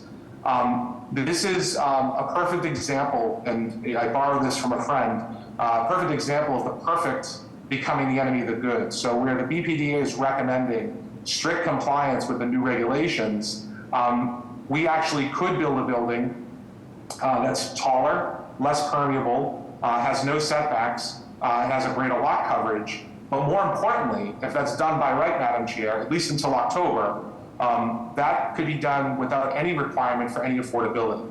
Our project increases the permeability to about 27%, reduces the setbacks in the rear and the side as well as the front, and keeps the building lower than what we'd actually be able to do under an as-of-right condition. So our position is that while we certainly understand the goals and aims of the planning tool for Plan East Boston, it's not a one-size-fits-all, especially when we have industrial buildings that we're proposing to eliminate and make a much better condition on the site. So I want to point that out because I think that is an important feature for the board to consider in passing on whether or not the recommendation makes sense in this case, because again, we feel our project certainly is a lot better than what the alternative could be under new zoning, especially when it comes to affordability. As for the BPDA process, if we can jump back to, I believe I have a slide in here as well. Right there, the timeline slide, one more back. Perfect. So I include this timeline, Madam Chair, because I think it's critical, because this is not very typical that the board sees many cases, although I know the board has had cases come before it that do not have an Article 80 certification. And I believe the thought is that you must have the Article 80 certification, at least in a small project review, before you can appear before the board. I want to stress that there's nothing in the Boston Zoning Code that requires that. The only limitations under Article 80 appear and when the building commissioner can actually issue a building permit. And in the case of Article 80 small project, what happens is when you file an application for small project review, the building commissioner is not allowed to issue a building permit for a certain period of time. And in this case, it would be 45 days because we would be subject to the design review component. Once the 45 days elapses, however, the building commissioner is not prohibited from issuing a building permit, even without a certification under Article 80. So the process, although is typically followed where one would get the certification, and in this case, we certainly would have appreciated to have that certification, isn't absolutely required for the board to hear a case. And in this case, that's exactly what happened. As you can see, we've been at this for quite some time. We started our first pre-file meeting back in October of 2021. We had a series of pre-file meetings over the course of 2022 and a number of communications as well as outreach to the community, abutters and stakeholders, a number of who are here today to support this project. We did submit an Article 80 application. We filed that in September of 2023. We had a public comment period. We actually hosted, or the BPDA hosted, a public meeting for this, and we presented our case to the neighborhood. We were anticipating being on the agenda in December of last year. We were instructed to be ready. We finalized a board memo with the BPDA. We were ready to appear. We were told that would not go forward in December and then look more likely for January. January came and went. We were not approved for that either. And ultimately, we were requesting to be on for February and never were placed on any further agendas. Madam Chair, I say this as a practitioner in the city for many years. This presents a challenge in certain cases, certainly for my client. We have due diligence requirements that we must adhere to. There's timelines in order for us to get things done. And if we were to be required to just wait indefinitely, projects like this wouldn't happen. I know I don't tell this board that there's certainly a need for housing in the city. And I know that the mayor certainly wants to see projects move faster. And especially where we're providing an increased number of affordable units, in this case 20% at reduced AMI. We can't wait forever for the BPDA to get this on the agenda so that it can, proceed with a certification. This project is very likely going to be subject to design review if the board is inclined to approve it. All of the safeguards that appear in small project review will continue if the board approves it, but I want to stress that there is absolutely no requirement that a certification issue before this board acts. We would ask that the board take that into consideration along with the merits for this project that we've outlined here. I thank the board for the time. I know this is an unusual process, but I know we do have a number of people that are here in support. Thank you. Other questions from the board? Yes, Madam Chair, I would like to ask if Jeff Hampton is here, because as Mr. Lynch was saying, this project is unusual to see a project with more than 15 units coming to present to the board without going through a small project review. So I would like to hear from Jeff and the BPDA more about your perspective of this project not going through Article 80 small project review, if Jeff is here. Yes, I'm here, Mr. Valencia. Thank you. I can't speak. I'm not involved with the development review process for the Article 80 projects. So I can only speak to the zoning part of it. And with our recommendation, within our recommendation, it is recommended that they complete the Article 80 review process. As Attorney Lynch has stated, it's very rare that this has ever happened. And when it does happen, we do recommend that they complete the Article 80 process. With that said, that's one issue. The second is that with the new Plan East Boston and the new potential zoning going before the Zoning Commission soon, and this being a tear down rather than an extension, we would absolutely prefer that the project comply with Plan East Boston. We understand Attorney Lynn's position and his slide showing what they could do. However, they are raising the existing structures, so we prefer that they comply with the Plan East Boston and the new zoning going forward. It is one of these rare occasions where it puts everybody really in a difficult position to determine what is the best position. But our recommendation on this appeal is that denied without prejudice, so that they adhere with the new Plan East Boston and complete the Article 80 process. Madam Chair, if I can respond briefly, I appreciate the board's indulgence. I think it's critical because it's not common that we see this. With all due respect to Mr. Hampton, the BPDA, our position is we completed the Article 80 process. The Article 80 process for a small project is submittal of an application, waiting the period at least 45 days, undergoing a comment period, having a presentation of the community so the community is informed of this. The boards or at least staff from the BPDA's decision not to advance this to the board cannot put us in a permanent state of limbo for projects like this, especially where a project is proposing to add 20% affordable housing. If that were the case, then projects that staff at the BPDA felt just didn't necessarily meet, in perfect sense, the requirements of whatever plan that they were talking about would sit on the shelf forever, and that's not how the process is aimed to work. If the Boston Planning and Development Agency felt that this did not meet the requirements, they have an option. They could just deny it and allow us to then proceed. And again, with all due respect, this is sort of somewhat a little bit of a important case, because there are a number of cases I've been involved with where the time has gone on and matters don't get advanced, and that unfortunately puts developers in a very difficult position if they have to just wait until staff decides it's going to proceed. With respect to Mr. Hampton's point, I don't disagree that a tear down should comply with Plan East Boston, but I don't think looking at everything in a vacuum that every building must comply should ignore that there are other options. And the reason we showed a comparison, Madam Chair, is that the other option is actually worse than what Plan East Boston is attempting to achieve.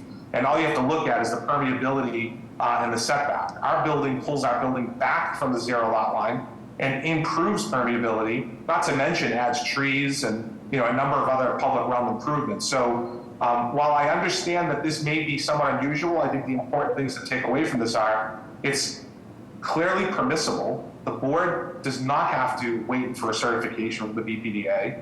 I certainly understand the BPDA's desire to want to see Plan East Boston implemented, but there also needs to be a recognition that the BPDA, in its recommendation, recognizes reuse and allows buildings to essentially take advantage of nonconformity. So the reason we show that is not because we want to do that. We want to do the building we're proposing, but we're never going to get there if the BPDA staff says this thing never advances. And that's really the reason why. Attorney Lins, can I just to ask, so you went through the beginning part of the process, you had a public, you had public comments, it looks like, and a community meeting. So was there specific feedback from BPDA staff that you were conforming to, and then, or was there just no follow-up after that? I mean, just for us to understand where the process fell apart. Yeah, and there's some references, Madam Chair, thank you for the question. There's some references in there talking about some of the items that BPDA asked us to consider. The first was, and probably the most significant, or I'd say the first, but it's definitely one of the most significant. There's a driveway to the left side of our building that we have a small portion that's allowed for easement rights for pedestrian access. During the pre-file process, we were asked by the BPDA to relocate our garage to the left side of our building to access it so we wouldn't have to create an additional curb cut. We spent 6 months with the abutting property owner, who I believe is here to actually support our project. The abutting property owner has a number of limitations on the use of that driveway, and we really worked hard and developed a plan to try to come up with something to do exactly what the BPDA asked. We told the BPDA in July of 2023 that we were not able to get the consent of the next door neighbor because of the challenges that they had with the use of their driveway and making it more shared access. So we explained that that was not going to be possible. As you can see in the recommendation, that's still included as being a requirement for us. It's impossible. We cannot do that. We're not able to simply just use somebody's driveway without their rights. There are a couple of other issues, including, and I know that the board may have saw the original recommendation, which had a number of erroneous applications of the zoning code. But the issue about permeability and setback, I think, goes to the issue of what the existing conditions are on site. The existing conditions are 0 lot line for the building that's there now. We are improving that. I understand it doesn't get to exactly what Planning East Boston wants, but neither have a number of the other projects that the BPDA has advanced. 9 McCabe Place is a perfect example. That project advanced without being in perfect alignment with Planning East Boston. It did not even have the level of affordability that we're proposing, but yet that one advanced. The permeability issue for this site, as I showed you in the photos, this is 100% impermeable currently. We're bringing that up to 27%. We're 3% shy of what Planning East Boston wants. And again, we're letting perfect become the enemy of the good. And that's really not a good planning strategy, I would think, especially for a site like this, an emerging neighborhood that is seeing a lot of residential changes. So while I feel strongly that Planning East Boston, for the most part, is a good tool, it can't be so rigid when you're looking at a site that has a pre-existing non-conforming building on it, where Planning East Boston allows us to make some other use of that site, which would be a terrible design for this neighborhood, and certainly not achieving the goals of Planning East Boston that they specifically say they want to see us achieve. So again, Madam Chair, with all due respect, I would respectfully ask the board. Thank you. Let's open it up to public testimony unless there are other questions from the board. Madam Chair, may I ask one question quickly to Mr. Hampton? So the thing that's troubling me about this application is the amount of hardscape on site. And I see that the floor plate requirements are 3,000 max, and the applicant is proposing 7,820. Can you speak to that? Is that accurate, and what goes into that floor plate calculation? Is it the amount of building coverage? And yeah, let me pull that up, Ms. Wewell. I don't have that right in front of me. Okay. So if you want to take testimony, I'll get. Yeah, why don't we take testimony and give Mr. Hampton a chance to look it up. Ms. Wewell, I can just, that was one of the errors, Ms. Wewell. The floor plate that's allowed in EBR4 is actually 8,000 square feet. And unfortunately, we spent a lot of time responding to the memo. Unfortunately, the initial analysis for the recommendation, which I feel, really weighed in on the ultimate recommendation here, is that it was a smaller floor plate that's allowed because a different zoning district was applied. 8,000 is allowed. We're at 7680, I believe. So we're complying with the recommended floor plate. And we've worked closely with BPDA staff to try to ensure we're aligning as close as possible with Planning East Boston. Thank you. Can we take public testimony and then turn back to any other outstanding issues? Thank you. Hi, thank you, Madam Chair. My name is Stefan Marin. I'm from the East Boston Neighborhood Health Center. We're abutters at the 151 Addison location that we have there. We just wanted to go on record in support of this project. We think that Attorney Lentz has been a good partner for the community and has tried to do the due diligences that have been required, and definitely is intending to do what is asked of him later on. So definitely want to support this project. Thank you. Madam Chair, members of the board, Connor Newman with the Mayor's Office of Neighborhood Services. This time, the Mayor's Office has deferred to the judgment of this board. Some background information on the community process. You heard from the applicant's representation. There were BPDA public meetings held. There were residents in support and in opposition. The applicant went on to meet with the Harborview Neighborhood Association in August and September of 2023. That group voted to oppose the project with 16 votes in opposition and 9 in favor of the project. The main concerns that was cited was the potential impact on direct abutters properties. They felt that the proposal would overshadow the homes there and potentially force families to move out of the neighborhood, which they believe has occurred with other development projects on the street in the past. As I mentioned, that we've received letters in support and opposition. The board should have access to those. With that, I'll defer to the board. Thank you. Good morning, Madam Chair, members of the board. Sebastian Parra from Councilor Colotta's office. At this time, the council would like to go in opposition of this project. Thank you. Claudio, are you looking at your testimony here? Yes. Go ahead. So my name is Claudio Gomez. I'm the owner of 117 Addison Street. I have owned the house for 20 years, and I totally support the plan for a new building. I think it's gonna improve the neighborhood for better, because the commercial buildings there now, you know, at nighttime no one is there and people park there and do whatever, throw garbage everywhere. So, you know, I think the new plan is going to help the neighbor as a better. Thank you. Thank you. Minor, did we hear from you? No, Madam Ambassador. Thank you, Madam Ambassador. Madam Chair, members of the board, this is Mina Perez representing the Carpenters Union. On behalf of our members, 11 Ward across the City of Boston, want to go on record in support of this project. Thank you.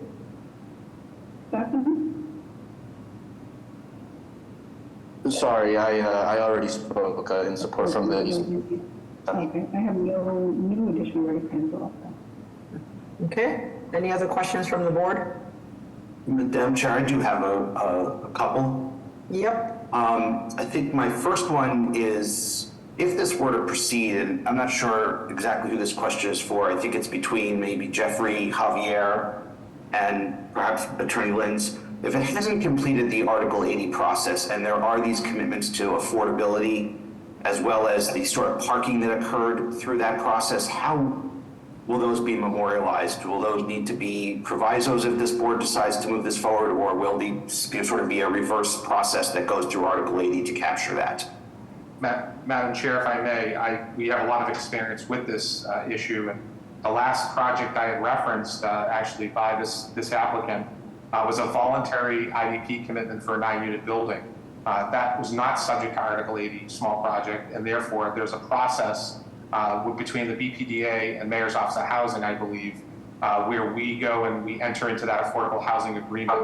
It is a proviso of the board. The board would say subject to, as we made the commitment here, for 4 IDP units, and then the process proceeds. I believe it's the BPDA board, or perhaps even now the Mayor's Office of Housing, who addresses that, but that is incorporated as part of that process. Same thing with the other commitments that we normally make under Article 80. All of those would still continue. Those could easily be provisos to the board, or simply picked up as part of the decision, but none of that goes away. Simply all we're saying is that the certification requirement that is typically granted before zoning board approval is not something that is required. And that's specifically spelled out, by the way, in Article 80. I did provide excerpts in the presentation deck that I supplied to the board. It specifically states, and I believe the BPDA's recommendation acknowledges that is not required for the board to proceed. All right, thank you. The second question is, I don't know if Sebastian Parr is still here from Councilor Coletta's office, but he went on record saying that she opposes with no detail, and I guess I'd like to hear if there's anything more to that, because I feel that this board is in a pretty hard position between proposed new zoning and a very kind of interpretation that, you know, there should be no relief that's sort of granted under that. Yet we have, you know, several documents in front of us that we've all had, you know, a short period of time to read and review, where the project seems to both comply with a lot of those, not all of them, but also perhaps result in an as-of-right building that is less desirable. So I'm curious to understand from the councilor's position the opposition to this and fitting within all these boxes. Is Mr. Parr still on? Okay, do you have any other questions as we wait on that? Through the chair, if I may, Mr. Aiken, we've worked with the councilor's office. He's back, so can we let's hear from him directly. Thank you. Hey, Madam Chair, members of the board, once again, Sebastian Parr from Councilor Coletta's office. The council opposes this project because we worked diligently with BPDA and BPDA's recommendation for Plains Boston, and this project is not aligned with such recommendations, which is why the council opposes the project right now. Thank you. Thank you.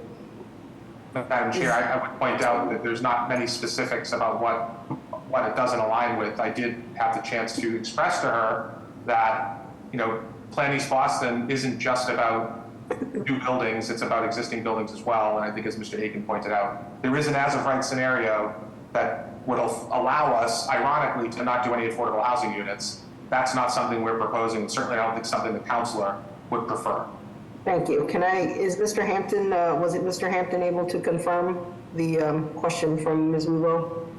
Yes, Madam Chair. Ms. Wewell, the zoning district and the dimensions that were on the earlier recommendation were incorrect. The EBR 4 does allow for an 8,000 square foot floor plate, so I can confirm that. Thank you. Any other questions from the board? I know this is an unusual situation, as we've all agreed. Okay, hearing no other questions, is someone ready to offer a motion? Yeah, Madam Chair, I would like to make a motion. I think this project is improving the existing conditions. The project is providing housing that is not in the area at this moment. The project is creating a better sidewalk, planting new trees, and providing a lot more open space than what we already have at this moment.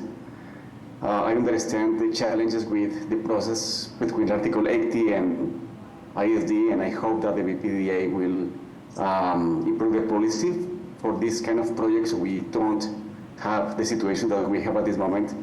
But with that, I would like to make a motion for approval with BPDA design review and a proviso for the proponent to execute an affordable housing agreement with the BPDA and the Mayor Office of Housing for the affordable housing units that they offered during this presentation. Thank you. Is there a second? I will second that motion. I feel that there's a lot of competing interests and guidance here, but the proponent seems to have done a good job trying to balance all of those with the information that we've been presented. And so I feel that it's sort of appropriate to proceed in granting these variances, especially given the possible as-of-right scenario. Thank you. Mr. Mr. Stumbridge. Yes. Mr. Valencia. Yes. Ms. Wewell. Yes. Mr. Langham. Yes. Mr. Aiken. Yes. Ms. Mukahal. I will vote no.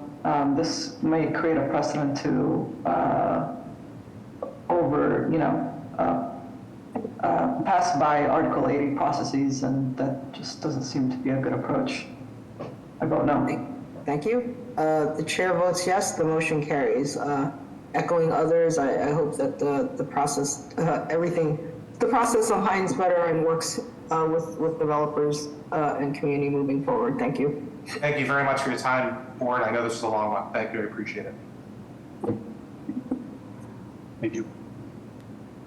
Madam Chair, at this time, we'll ask, since we passed the 11:30 time frame, if there are any requests for withdrawals or deferrals from the 11:30 time frame. Yes, I'm sorry, Mrs. Stembridge, and I missed the 11 a.m. deferrals. 135 Harv Street, which was up next, we are seeking a deferral. 5 Harv. Okay. Thank you, Madam Chair. Members. Oh, I'm sorry. I'm sorry. Yes. That's okay. Then that would be for case BOA 1527595 with the address of 135 Harv Street. Go ahead. Thank you, Ms. Stembridge. Thank you, Madam Chair, members of the board. Attorney Jeff Drago with Drago and Toscano with the business address of 11 Beacon Street. Here on behalf of the applicant, we are seeking a deferral. We are looking to make design changes to the building and come back in the hopes of meeting and complying with many of the notations in the BPDA's recommendation. Madam Chair, this is Javier. It could be April 30th, but if Attorney Drago wants, it could be May 7th as well. May would be better just because we're going to have to refile, so that should be fine. Okay, with that, may I have a motion? I make a motion to defer to May 2nd. 7th. Oh, 7th, okay, 7th. May I have a second? Second. Mr. Stenbridge? Yes. Mr. Valencia? Yes. Ms. Wewell? Yes. Mr. Langham? Yes, ma'am. Mr. Aiken? Yes. Ms. Mukahal? Yes. Yes. The chair votes yes, motion carries. Thank you very much. Mr. Stenbridge, I have 250 Raymond Street, and I promise I'll be quick. That would be case BOA 153-1938 at 250 Bourbon Street. Go ahead, Attorney. Thank you. Richard Lynn's business address, 245 Sumner Street, East Boston, on behalf of the petitioner. I'd spoken to Mr. Salas about renoticing this matter. We had a changed description and we need a new notice. I believe we settled on April 9th as the date.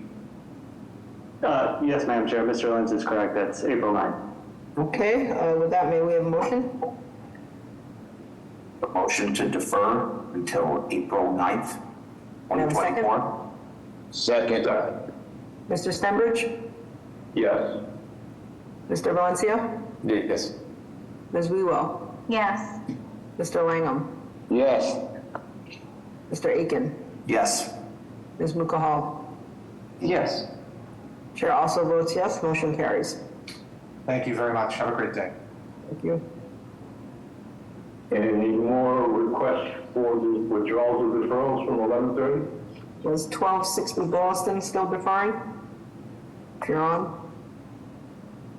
Madam Chair, I also have Victor Ortega. Their hand is raised right now. Okay.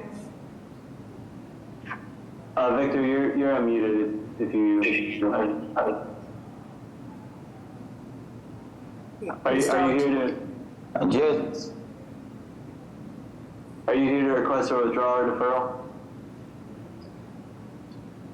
Yes. Okay, for what case? Sir, for what address? 73 in East Boston.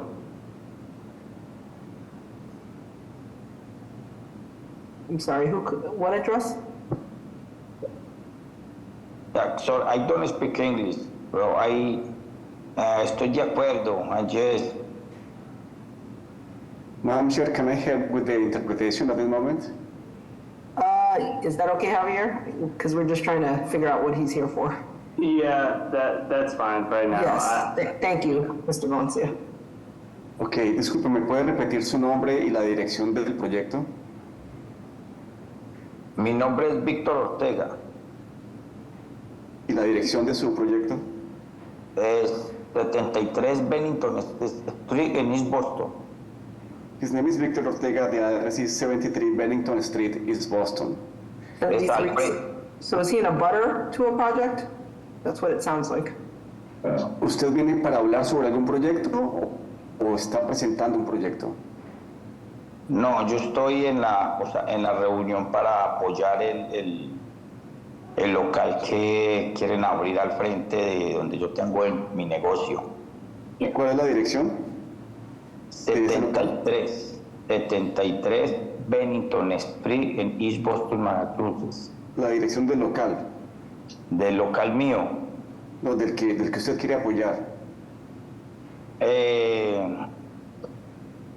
Está al frente de mi local, no sé bien propiamente la dirección. Si usted puede conseguir la dirección y cuando sea el momento de la gente para hablar, para apoyar proyectos, puede hablar. He is an abutter who is coming to support a project, but he doesn't have the address of the project that he is supporting at this moment, so he's going to find out the address and he will come back.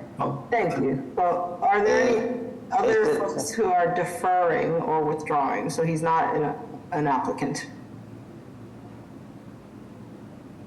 Okay, so let's proceed then. I have my hand raised. Oh, I'm sorry. I'm sorry for just unmuting myself. We are scheduled for 11 a.m. at 58 Donnell Ave, and we noticed that we're moving to 11:30, and we have not been called.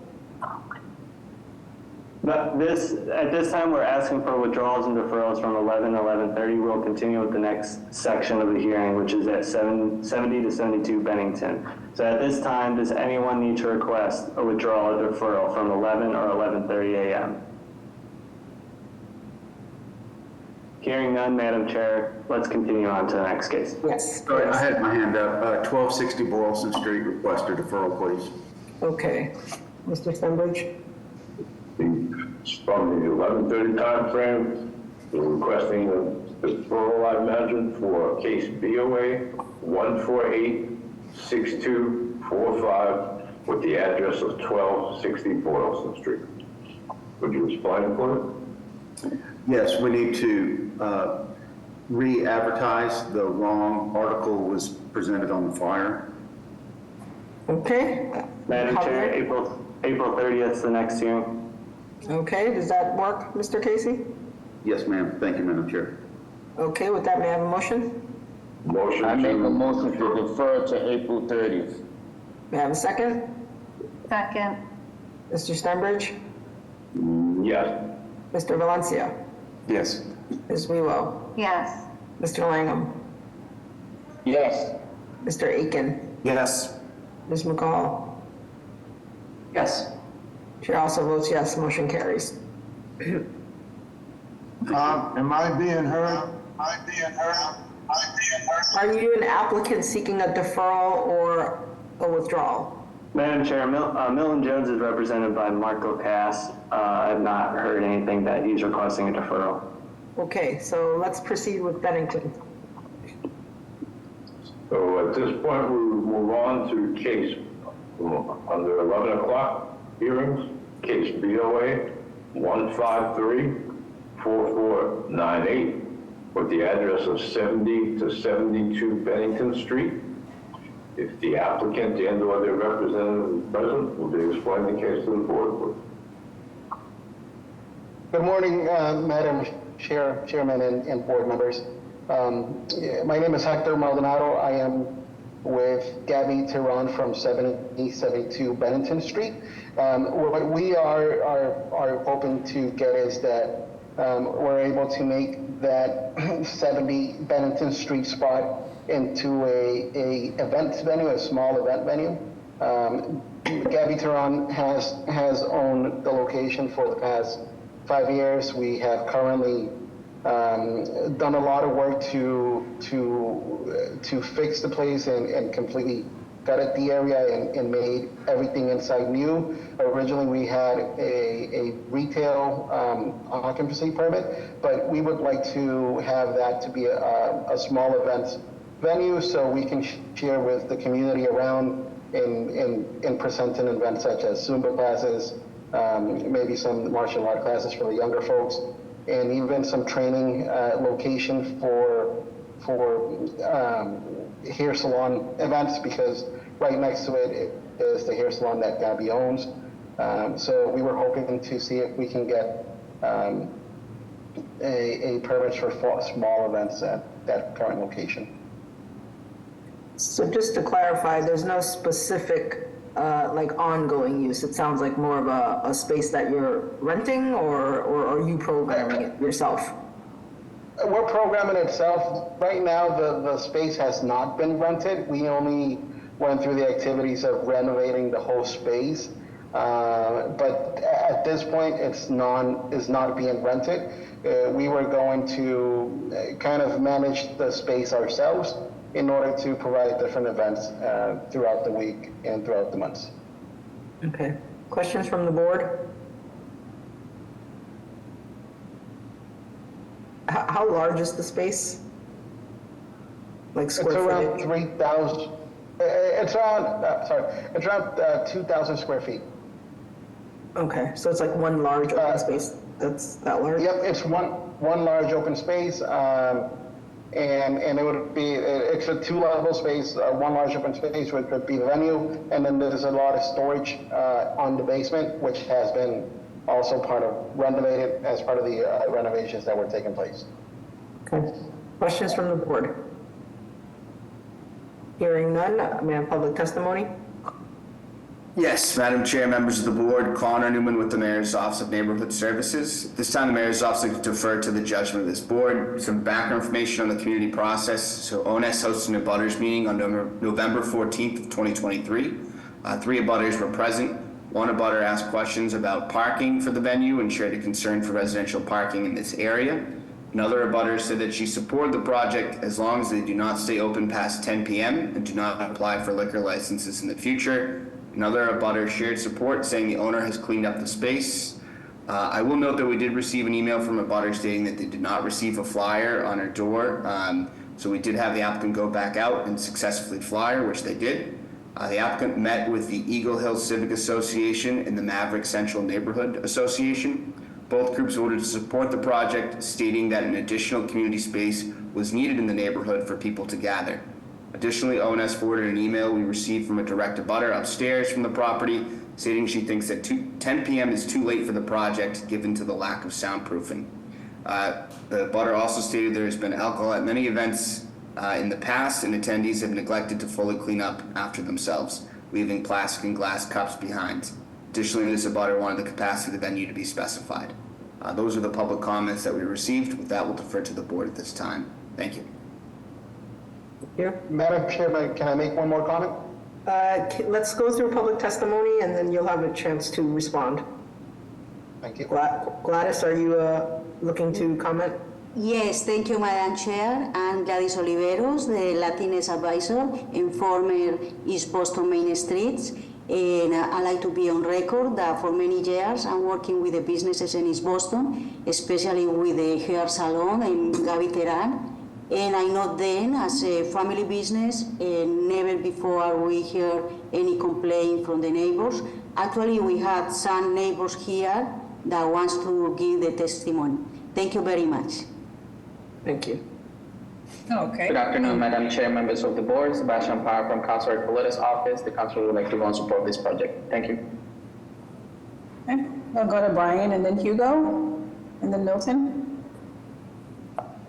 Hello, this is Brian Rossetti. I am the former owner of 70 and 71 Bennington Street, and I have been with Gaby Teran for several years. She came in as a tenant in 2015, was a wonderful tenant at 71 Bennington. I purchased, I actually sold both of these properties to them in 2019, which was a seamless transition. I can't speak highly enough of Gaby and her long-term commitment to the neighborhood. What she did to the space at 70 Bennington is nothing short of miraculous. They've sunk significant funds into the betterment of that space, tremendous upgrades in just in every way. Considering what was there previously, she certainly cleaned up that stretch of Bennington Street. I think she's conscientious business owner. I think she's quite respectable in every way, and she certainly shows a deep respect for the neighborhood. And with her long-term commitment there, she's been there for quite some time. I think that she's kind of a no-brainer. Whatever it is that she wants to do in that space should be supported. She's certainly supported by me. Thank you. Okay. Victor and then Hugo. Yes, yeah. En Spanish.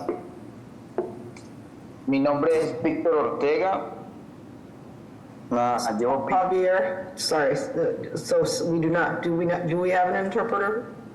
Yes, I can be an interpreter if you want. I don't know who just spoke, and I don't. We were never requested for an interpretation or translation. Okay. Well, is it acceptable for Gladys to assist? She's from East. Is it East Boston Main Streets? Yeah, right now as a Latinx advisor from the city of Boston. Yes, Gladys can interpret for the. Thank you, ma'am. Thank you. Víctor, puedes hablar y yo te voy a interpretar. Ok. Mi nombre es Víctor Ortega. Llevo 20 años viviendo en East Boston. Tengo un local al frente del local de Gaby Terán, 70 East Boston Soccer, 73 Bennington Street, es mi local. Apoyo y me gustaría mucho que el local de Gaby Terán se abra porque necesitamos un espacio donde hacer las reuniones en East Boston porque no tenemos. Ok, Víctor, déjame yo traduzco. I'm Víctor Ortega, and business owners right across the 70 and 72 Bennington Street. I'm here for more than 20 years, and I know Gaby Terán and support this project. We are lack of spaces for community events or meetings, and support. Continúa, Víctor. Sí, conozco a Gaby Terán, es una muy buena persona y me encantaría que pudiera abrir su espacio de eventos en East Boston. Okay, gracias, Víctor. He is saying that he is so happy to hear that Gaby Terán is going to have her project over there. He loves her, he knows her, and he is happy to know that this is going to be approved. Thank you. Thank you. Any other? Okay. Yep, Amalia? Hi, good afternoon. My name is Amalia Rivera. And for the record, I have known Gaby Terán a little bit more over 7 years. I used to do community events through the city of Massachusetts, where she not only volunteered, but worked with me in numerous projects in different locations. Right now, I have a women support group against violence, domestic violence, and one of the things that I'm talking to Gaby for the past couple of months was that she was willing to offer the space for our little tea party events to promote, promote women's to not support domestic violence and all that great stuff. Not only I know her as a friend, but I started working her, through the community, where she's been extremely supportive to all my community events. So, and I saw this space as day one when she bought it, and just seeing the way she has renovated not only her salon, but this other space, I'm pretty sure that it's going to be extremely well used within the community and even outside of the community. So I totally support her. And thank you. Thank you. Thank you. Any other raised hands? Okay. So if the applicant could just address a couple of the issues that had come up, capacity, like what's the maximum number of folks in the space, and then the soundproofing question or issue. Yep, so we do have plans to make the building or the area more soundproof. Our capacity would be at 35, and we would not be looking to apply for a liquor license. Okay. Any other questions from the board? Yes, Madam Chair, I think I'd just like to reconcile with the BPDA's comment under existing and proposed zoning as a private club that this wouldn't be permitted. So in the spirit of trying to understand how everyone's navigating the East Boston zoning too. Is Mr. Hampton available? I think the question is sort of it notes a conditional use, but then the recommendation says it's a forbidden use. Is Mr. Hampton from BPDA Still have available? Jeff. Hello? Doesn't sound like he's there anymore. All right, any other questions from the board? Hi, I'm Hugo, but you call me, but I don't know if I can talk. Are you here to comment on this project? Yes. Okay, please be brief. We already closed comments, but please be brief. Okay, no, thank you, Madam Chair. I'm Hugo. I'm on behalf of El Peñol Restaurant, 54 Bennington Street, and I like to be on record to support Gabriela Terán on her project. I know her more than 10 years, and I never have any problem with her business. Thank you. Thank you. Okay, well, any other questions from the board? I know Mr. Aiken, I had the same question, so. But it doesn't look like we have an answer right now. Okay, well, with the information we have, may I have a motion?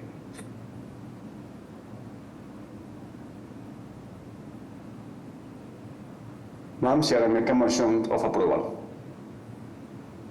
Is there a second? Second. Mr. Stenbridge? Yes. Mr. Valencia? Yes. Ms. Wewell? Yes. Mr. Langham? Yes. Mr. Aiken? Yes. Ms. Mukahal? Yes. Chair also votes yes, motion carries. Good luck. Thank you.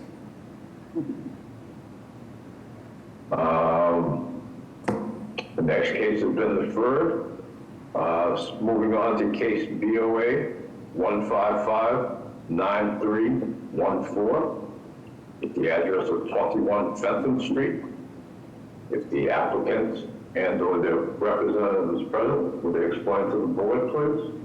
Thank you, Mr. Stenbridge. Hello, Madam Chair and members of the board. My name is Mike Ross. I'm an attorney with the law firm of Prince Bell. I'm here today on behalf of my client, Wayne Nguyen, who's on the call with me, and his partner, Hong Huan. We are here today for development of a lot that, I'm sure you've seen these before, has been referred to as a yard sale lot, a yard sale property that was initially a deed restricted lot to not allow development on the site. And then over time, given a policy shift within the city or the desire to convert these infill lots to housing, the now Mayor's Office of Housing has been granting amendments to these deed restricted properties to allow for development on them. And ahead of this hearing, I did provide the board with a letter from Chief Director Sheila Dillon supporting the proposal that's before you today. We could stay on this slide here just so I could tell you what we have here and what we're proposing, which is on the right side. On the left side there is the existing property that's owned by the applicant.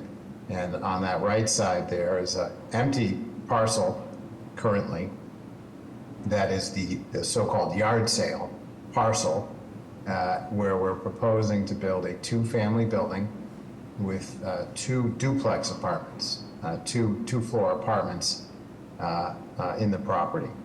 And so it will sit next to the existing one-family property on the left. This is in a 2F district, a two-family district. And as a part of the agreement with the city, one of these units will be rented at 60% of median income. And then, as you can see here from the survey, the two-family proposed project is on a 3,200 square foot lot. This being in a 2F 5,000 district, where 5,000 square feet of lot is required. That's one of the violations for why we are in front of you today. I'll go through the other violations in a second, but first let me take you to the next slide and just walk you through this this plan really quickly. So the first unit is a 3-bedroom, 3-bath duplex, and it's on the first, which is on the right, the first and basement floors, and it's approximately 1,700 square feet. Well, it is the case that a portion of this unit is in the basement. It's worth mentioning that the ceiling heights in the basement are the same as they are on floors 1 through 2.5 at 9 feet 4 inches, which is fairly generous. Thank you. What's up? And Justin, can you please mute non-panelists? Thank you. And then the windows in the bedrooms in the basement are full-size windows as well as elsewhere in the house. And I'll show you that in a second. Next slide, please.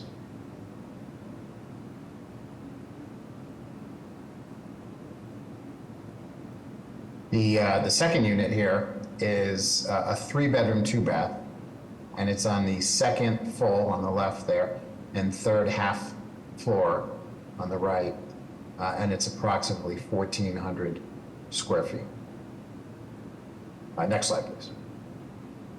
And this is the front elevation, and you'll note that the total height of this building is 35 feet tall, which is compliant with zoning. And you'll also notice the front porch and the balcony porch above. Next slide, please. And this is the side elevation. This is what I was mentioning earlier, that the heights of all floors are 9 feet 4 inches. And the basement windows are full-sized windows. Next slide, please. Again, this is the rear elevation, full-size window, and then on the left side. Now, on the left side here, there are smaller windows at the basement. However, the first window on the left is a bathroom window, so it would typically be smaller. The middle window is really a bonus room. It's at the base of the stairs. We're calling it also the family room. But the right Hey, window. Ross, I'm sorry, can you walk us through the violations a little quicker, if you can get there? Yeah, let me go right there. Go, Madam Ambassador, if you go to page 1. Sorry, I thought I knew I was going to beat Richie Lynn's in timing, but I didn't know I was dragging so long. I apologize.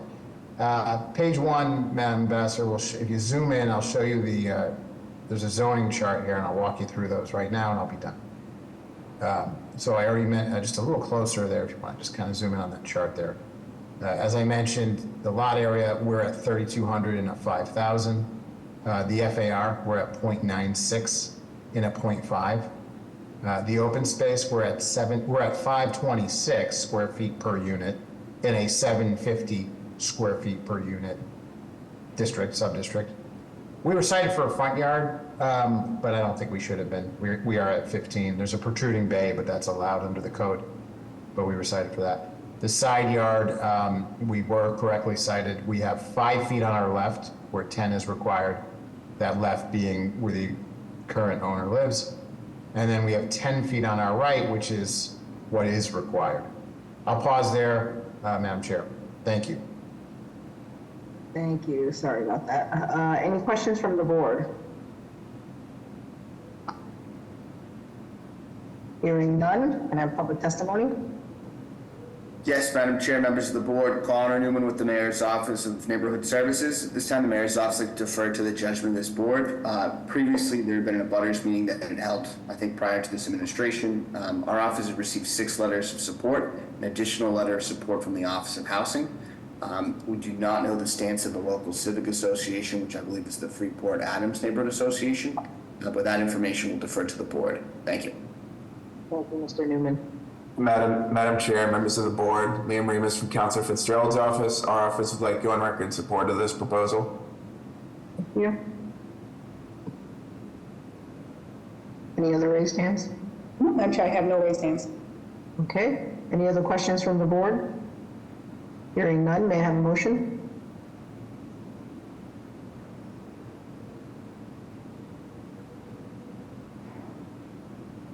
Make a motion to approve with the proviso for BPDA design review with attention to parking and driveway access. May I have a second? Second. Mr. Stenbridge? Yes. Mr. Valencia? Yes. Ms. Wewell? Yes. Mr. Langham? Yes. Mr. Aiken? Yes. Ms. Mukahal? Yes. Chair also votes yes, the motion carries. Good luck. Thank you very much. Have a nice day. Next, we'll move on to case BOA 1562160 with the address of 61 Lithgow Street. If the applicant and or the representative present, will they explain the case to the board, please? Thank you, Mr. Stenbridge. Thank you, Madam Chair, members of the board. Attorney Jeff Drago with Drago and Toscano with a business address of 11 Beacon Street. here on behalf of the applicant, Ladrina Adrizi, and I also have Seth Morrissey, who's the architects from Olson and Lewis on the call as well. What you're looking at is the existing conditions of the building at 61 Lithgow. My client has owned this property and used it as a family home as well for a number of years. The proposal before you is to convert the existing large 3-family dwelling to 6 units. This would remain a rental building, and it'll also involve exterior renovations and interior renovations as part of this proposal. This particular sub-district, if we go to the next slide, Madam Ambassador, is a 3FD 3000. You can see the large-scale homes, many of which are multifamily residential, many of which are 3, some are 6 or 4, and the units as they stand under the new proposal would all become 2-bedroom units, and their average sizes from units 1 through 6 would range from 808 square feet up to 867. The layouts are all identical. Madam Ambassador, if you start going to the next slides, it will show the plans. The building would maintain its front facade, which I know in the BPDA's recommendation was important to keep with the character of the neighborhood. We're not changing any of the design of the building. We are adding rear egress to the back, rear porches in the rear, which would house egress stairs. Beyond that, we would also have parking. So there is existing parking on the site now. If you look at this slide, it enters through a 10-foot passageway driveway that exists on the site, and some of the parking isn't really lined well right now, and there is an older, dated 2-car garage in the back, which we would raise just to better fit the parking in the rear. These are all full-size spaces in the back that would go along with the units as they do now.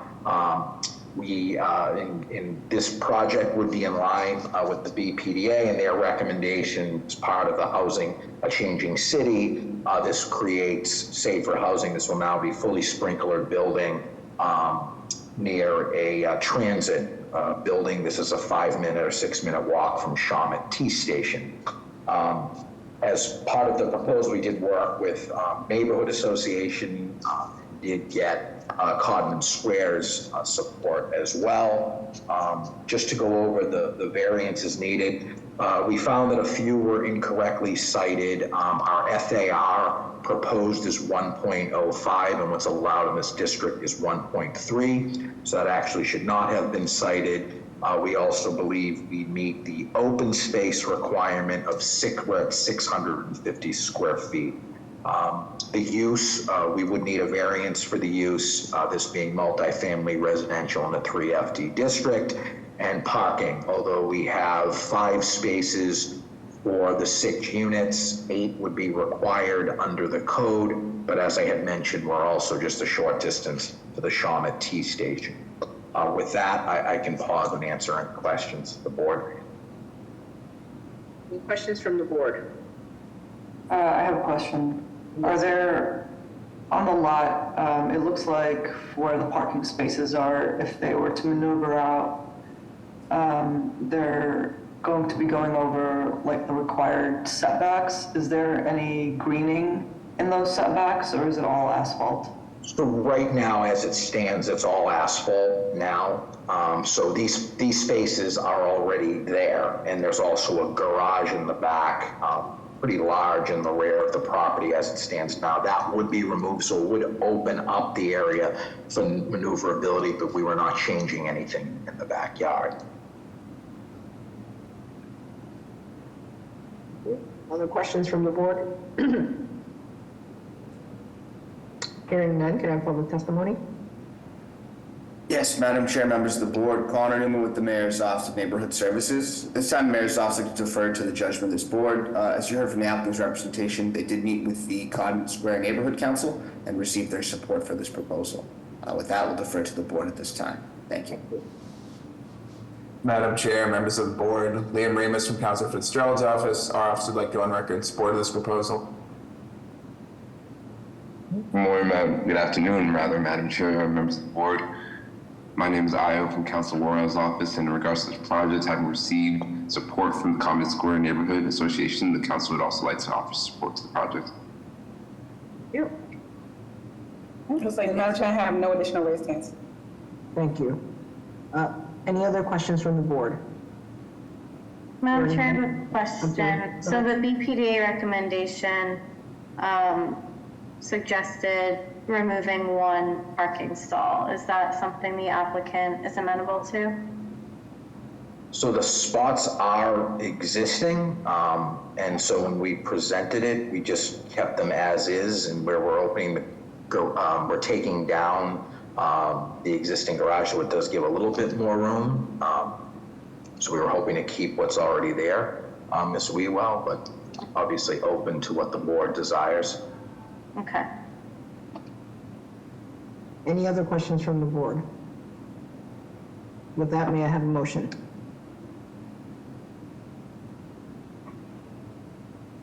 Sure, I agree with the, I'm sorry, go ahead. I was going to put forward a motion for approval with the proviso that one parking space is removed per BPDA recommendation to provide additional open space. Okay, is there a second? Madam Chair, now to interrupt, I apologize. There is exterior work to be done, so I don't know if the board would like to add design review. I just want to point that out. Ms. Mukahal? With a second proviso of design review, BPDA design review. Is there a second? Second. Mr. Stenbridge? Yeah. Mr. Valencia? Yes. Ms. Rulo? Yes. Mr. Langham? Yes. Mr. Aiken? Yes. Ms. Mukahal? Ms. Mukahal? Yes. Chair also votes yes, motion carries. Thank you very much. Next we have case BOA 1543408 with the address of 58 Durnell Avenue. If the applicant and the representatives present, they explain, please. Yes, thank you very much, Madam Chair and members of the board. My name is Kilian Mwete, and I'm with Social Impact Collective Architects. I'm here representing the homeowner, Alex Cantal, and Benedetta, they're on the call as well. The project before you is a proposal to carry out a small extension at the rear of the property to add a bathroom on this property, which is a 3-bedroom apartment with one small bathroom that they've been using for years, and they would like to add a full bathroom at the top level. And to do that, we'll need to kind of expand the rear a little bit more to get the space without losing a bedroom. We also propose to extend some space in the basement to create one bedroom space that is going to be used by a family member. And currently we have 3 pre-existing violations for rear yard, front yard, and lot area that is insufficient because of the size of the lot, which is similar to our neighbors as well. By adding the space in the basement that is going to be extended living, we also violate the FAR from 0.5 to 0.53. And again, if you look at that plan we're looking at, that's the proposed extended living in the basement, which is going to be a bedroom, and we're going to reorganize the utilities and have a small living space there. I can go through the other levels, but I think that those were the main violations that we have, which is the 3 pre-existing one and the FAR that's a result of us adding the extended living in the basement. We also, just to conclude, we're also keeping the existing profile of the property in terms of we're keeping the flat roof on the rear extension, we're keeping the cladding on the building to match the existing, so as to not really bring anything that's different from the design.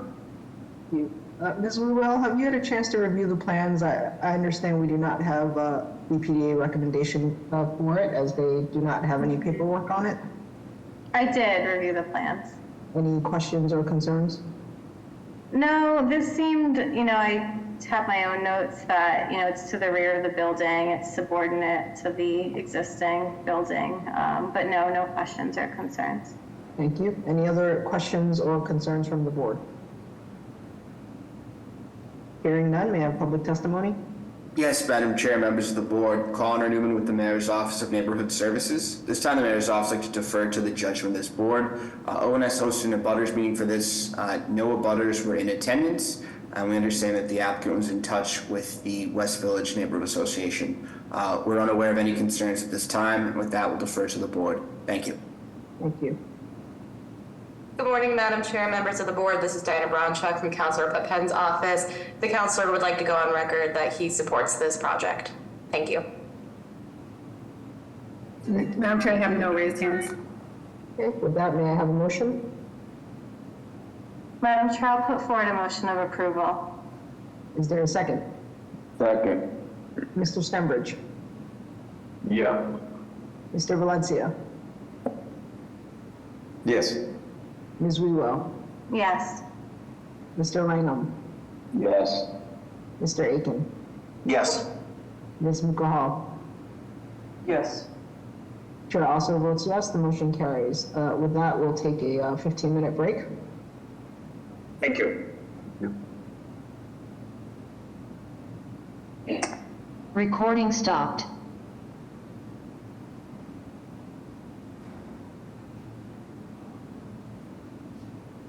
Oh.